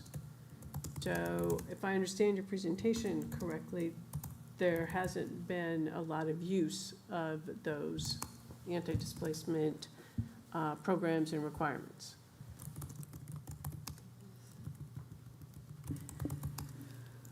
So, as Greg mentioned, we don't have great local data because of the lack of reporting requirements. But what we do know is nationally, a little under 3/4 of tracks, OZ designated tracks, saw activity, and about 1/4 didn't. We are not aware of a lot of activity in our opportunity zone.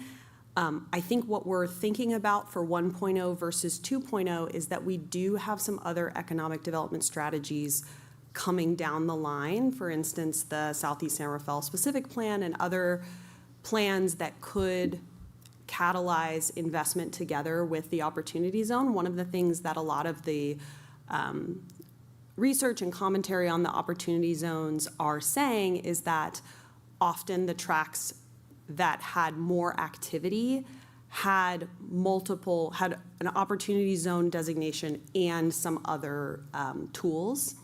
And so that is why, even though we're not aware of a proliferation of activity in the OZ 1.0 in the canal census tract, we didn't want to assume that there would necessarily be no activity in 2.0 if there were another designation with different other local tools in place. Wait, that doesn't make any sense. So, years ago, in 2017, it was an emergency. Bad things were going to happen to tenants. We had to act right away. We adopted extremely strenuous tenant protections. I'm now hearing you tell me that, as far as you know, they haven't been used, and they haven't created any, and there wasn't a real need for them. So, and that was just in the two small ones. So now we're zooming out to many more, a much bigger area, and you're coming forward and making no recommendations for those, for the new areas. So my question goes back to, what are we going to do about the ones? Are we going to leave? So we're going to have two with these strenuous requirements and the others not? What's the logic behind that?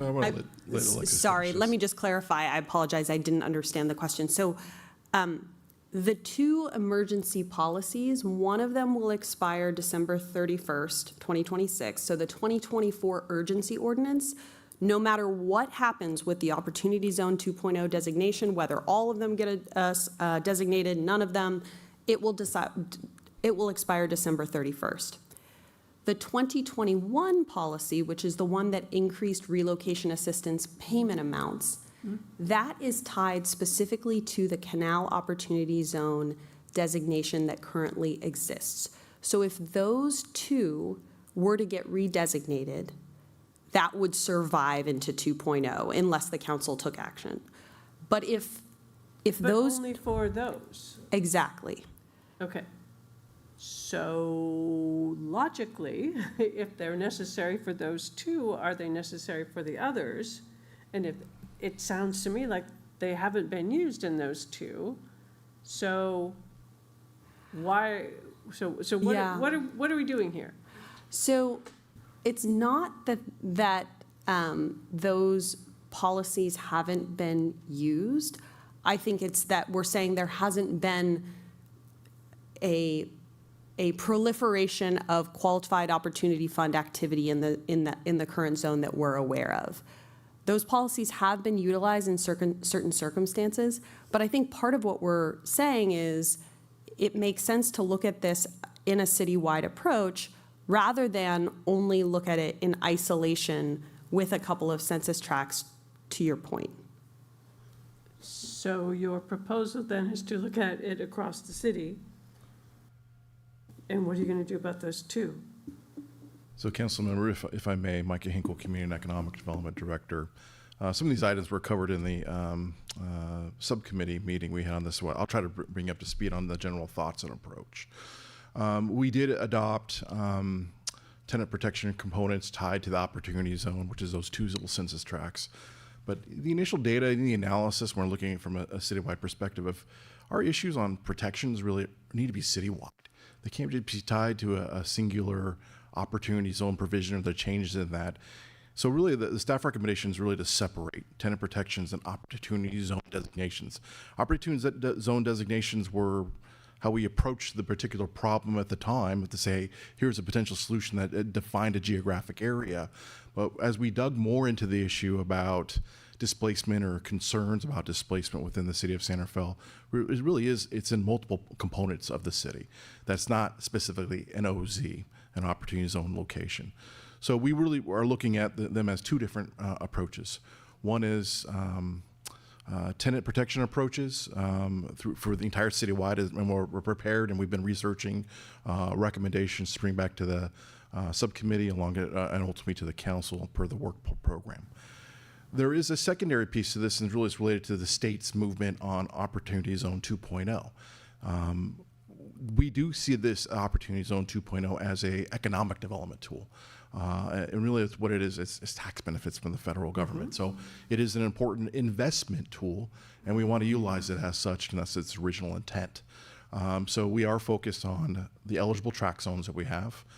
We have actually engaged the multiple community members. We've done a couple of workshop sessions on this and actually received general support of like, yeah, the one question I think we received, and I think we received letters on this, was, okay, what's the prioritization? Which one? Is it downtown or is it East San Rafael? A lot of the approach was make sure it's East San Rafael first with downtown and the other zones in that order of preference. But ultimately this will become a state tool that we may get zero in terms of the eligibility tracks. I'm hoping that we'll get something, but who knows? But that's really the approach we're taking, really trying to isolate the two type of questions being posed here. But opportunity zones is just a toolbox into the economic development tools, whereas the tenant protections, I think, is actually something that needs to be taken on by the city as a whole. And it expands beyond the two little census tracts located in the canal. Agree with you 100%. Economic development sounds great. Let's do all of that. But we put them together years ago, and we either need to decide that they belong together or they don't. Maybe that's an issue that you take up in the broader, looking at the across the city and saying, in this particular area, we have them based on this rationale that is now outdated. I believe that's the approach on this, and really just bringing forward recommendations on where the tenant protections should lie across the entire city, and actually define potentially a different geographic basis. You know, there are other opportunities for us to do that. That's not an OZ map Anymore. So that's correct, and that's really the concern of this. We needed to come to terms with this no matter what, because they were going to expire at the end of the year. So we've already been working on, okay, where is our approach for tenant protections? But then the opportunity zones time period ramped up really kind of, we need to take action if we want to preserve the ability even to obtain the economic development tools that are presented by OZ 2.0. Right, so capture the benefits of OZ 2.0 and resolve the tenant protection issues somewhere else, but separate them. That's correct. Actually cleave them apart, because that was how it was done before. All right, thank you. Certainly. Thank you. Councilmember Hill. Thank you, Mayor Kate. Thank you, Greg and Alexis, for being here to present this item. This is very important to our community. My question is, because we can't tell investors, invest in this. They're going to come in and they're going to invest in what they want to. However, what I'd love to hear is, does staff have any opinions on tools that we have that might encourage or steer towards projects that would lead to more community benefit or towards our general plan? Sure. I mean, one opportunity that comes to mind is the East San Rafael specific plan. That's a process where the community and the council ultimately can, incentivize certain activity through our planning regulations. So that seems like an opportunity on the horizon. And I don't know, Alexis, did you want to add anything? Or one thing I'd add, I omitted earlier in the presentation to mention that staff's recommendation is consistent with the recommendation of the Chamber of Commerce and East San Rafael Working Group and Canal Alliance, and they included a letter in our packet. And my other question around displacement, because I know that in the packet and in the presentation too, that staff will come back to subcommittee first and then the council to contemplate what those proposals might be for mitigation. I think that might go. I would suggest it might answer a lot of what Councilmember Bushy's concerns are, which is how do we disentangle citywide policy from OZ-specific policy for displacement. Are there any other risks other than displacement that you would contemplate, or is that the main one?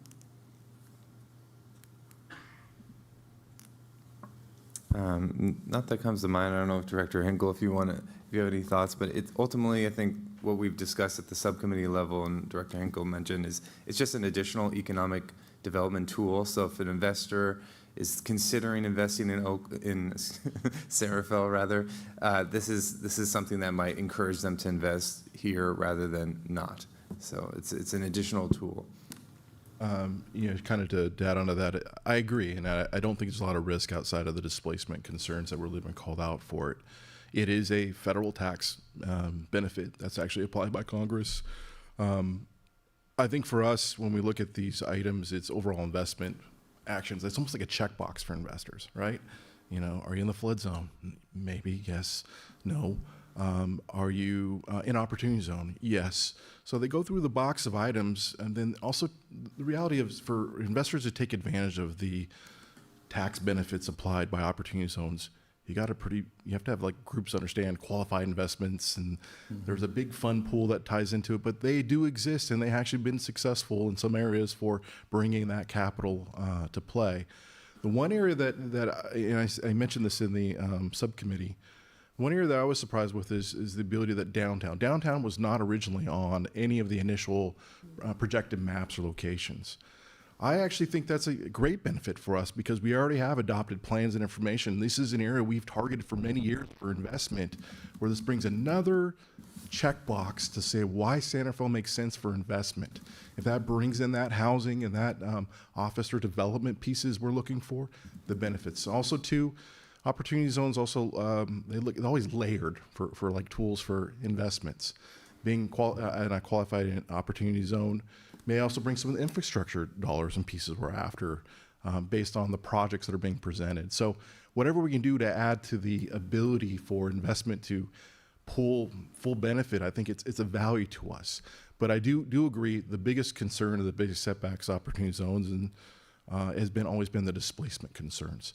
That's why I think we're trying to address the displacement concerns more on a citywide pieces where it's not just the protections are added only if you're in the opportunity zones, because those same concerns are throughout our community. One concern that I have that I imagine, and I can't prove it, but I'd love if staff could indulge walking into this risk area that I think about, which is that, the happy path is that we get investments that are completely aligned with community benefit, completely aligned with the general plan. However, I can also imagine that what might be more important to an investor is that they get a return.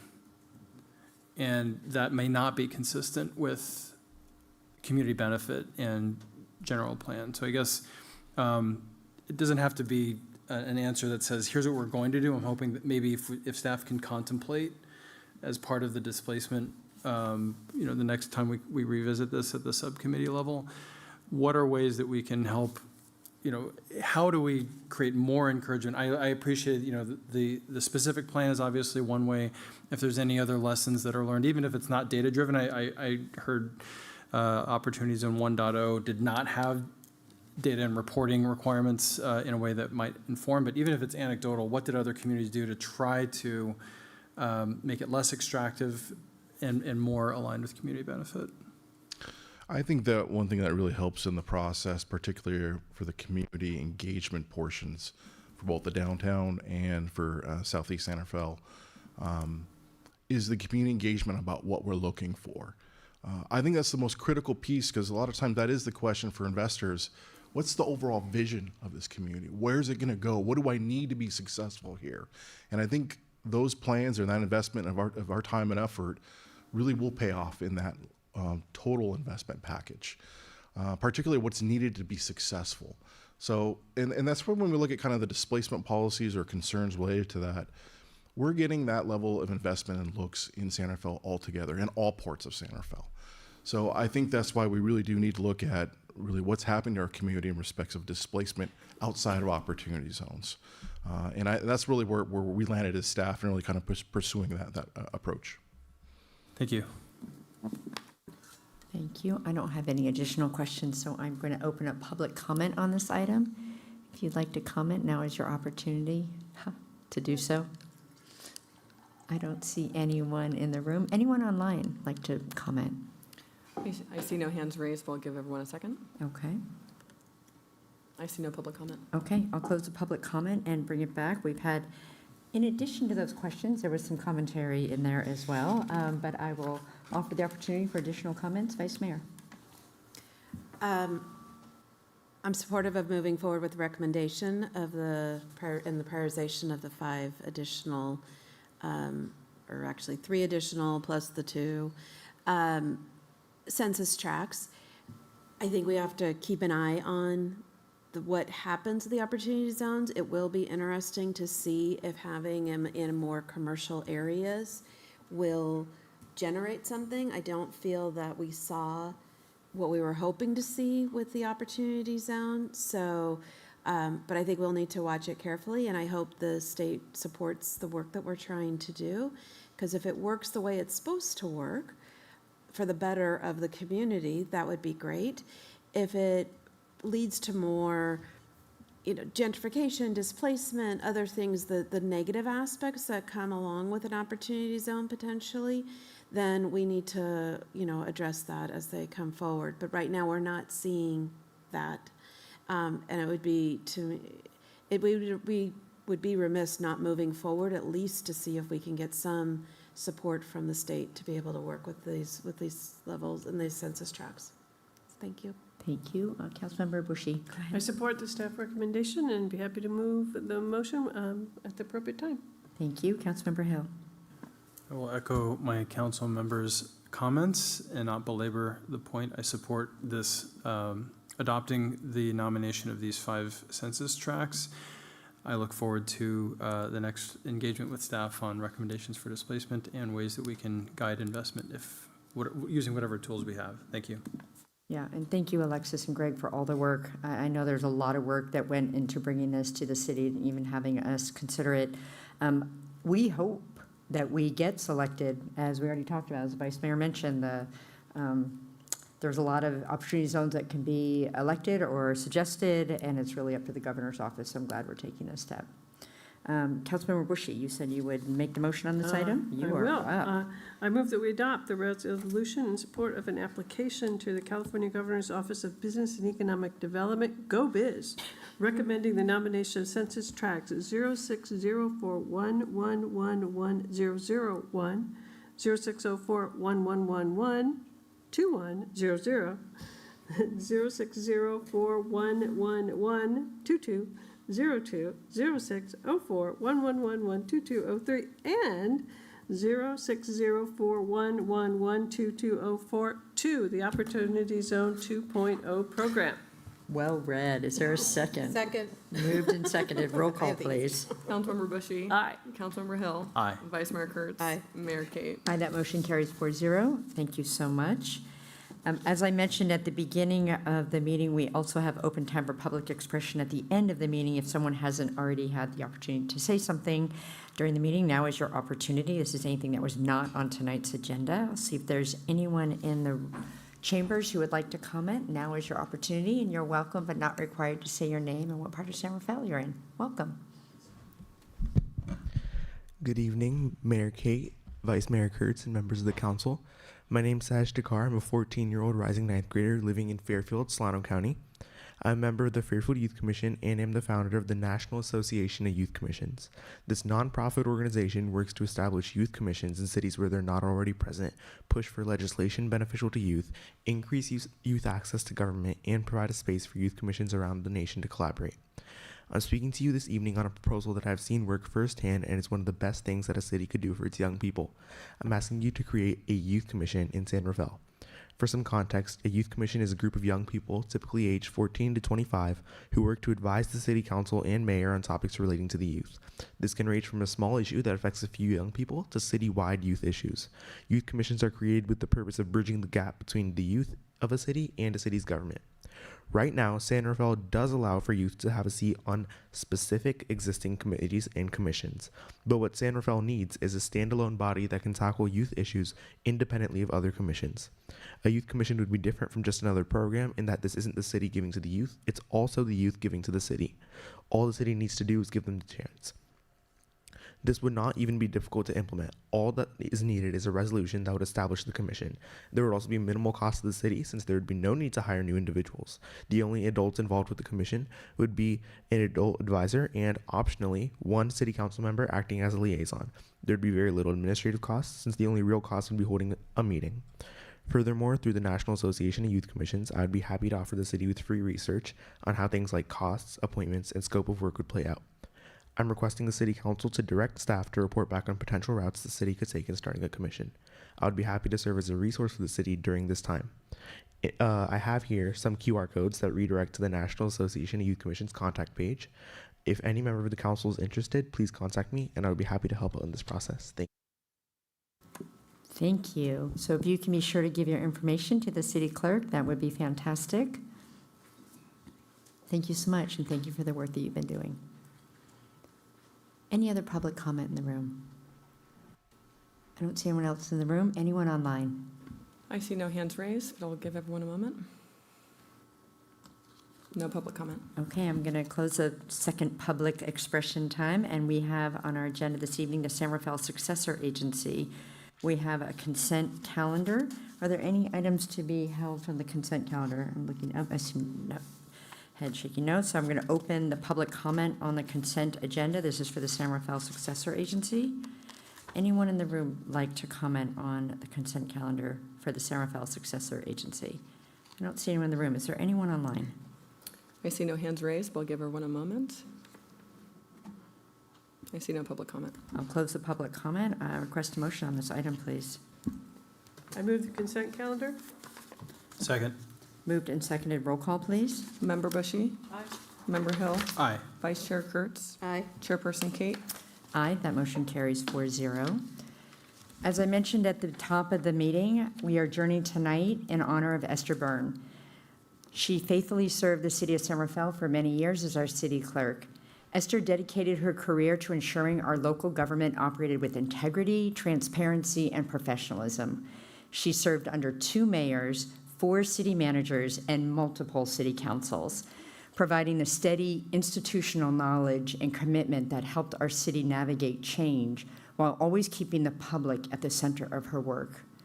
Esther began her service to San Rafael in August 2000 as deputy city clerk under the then city clerk, Jean Lancini. She was first elected city clerk in 2007 and was subsequently reelected twice without any opposition, a reflection of the confidence that our community placed in her and the respect she earned from colleagues and residents alike. Those of us who had the privilege of working with Esther remember her not only for her exceptional competence, but also for her kindness.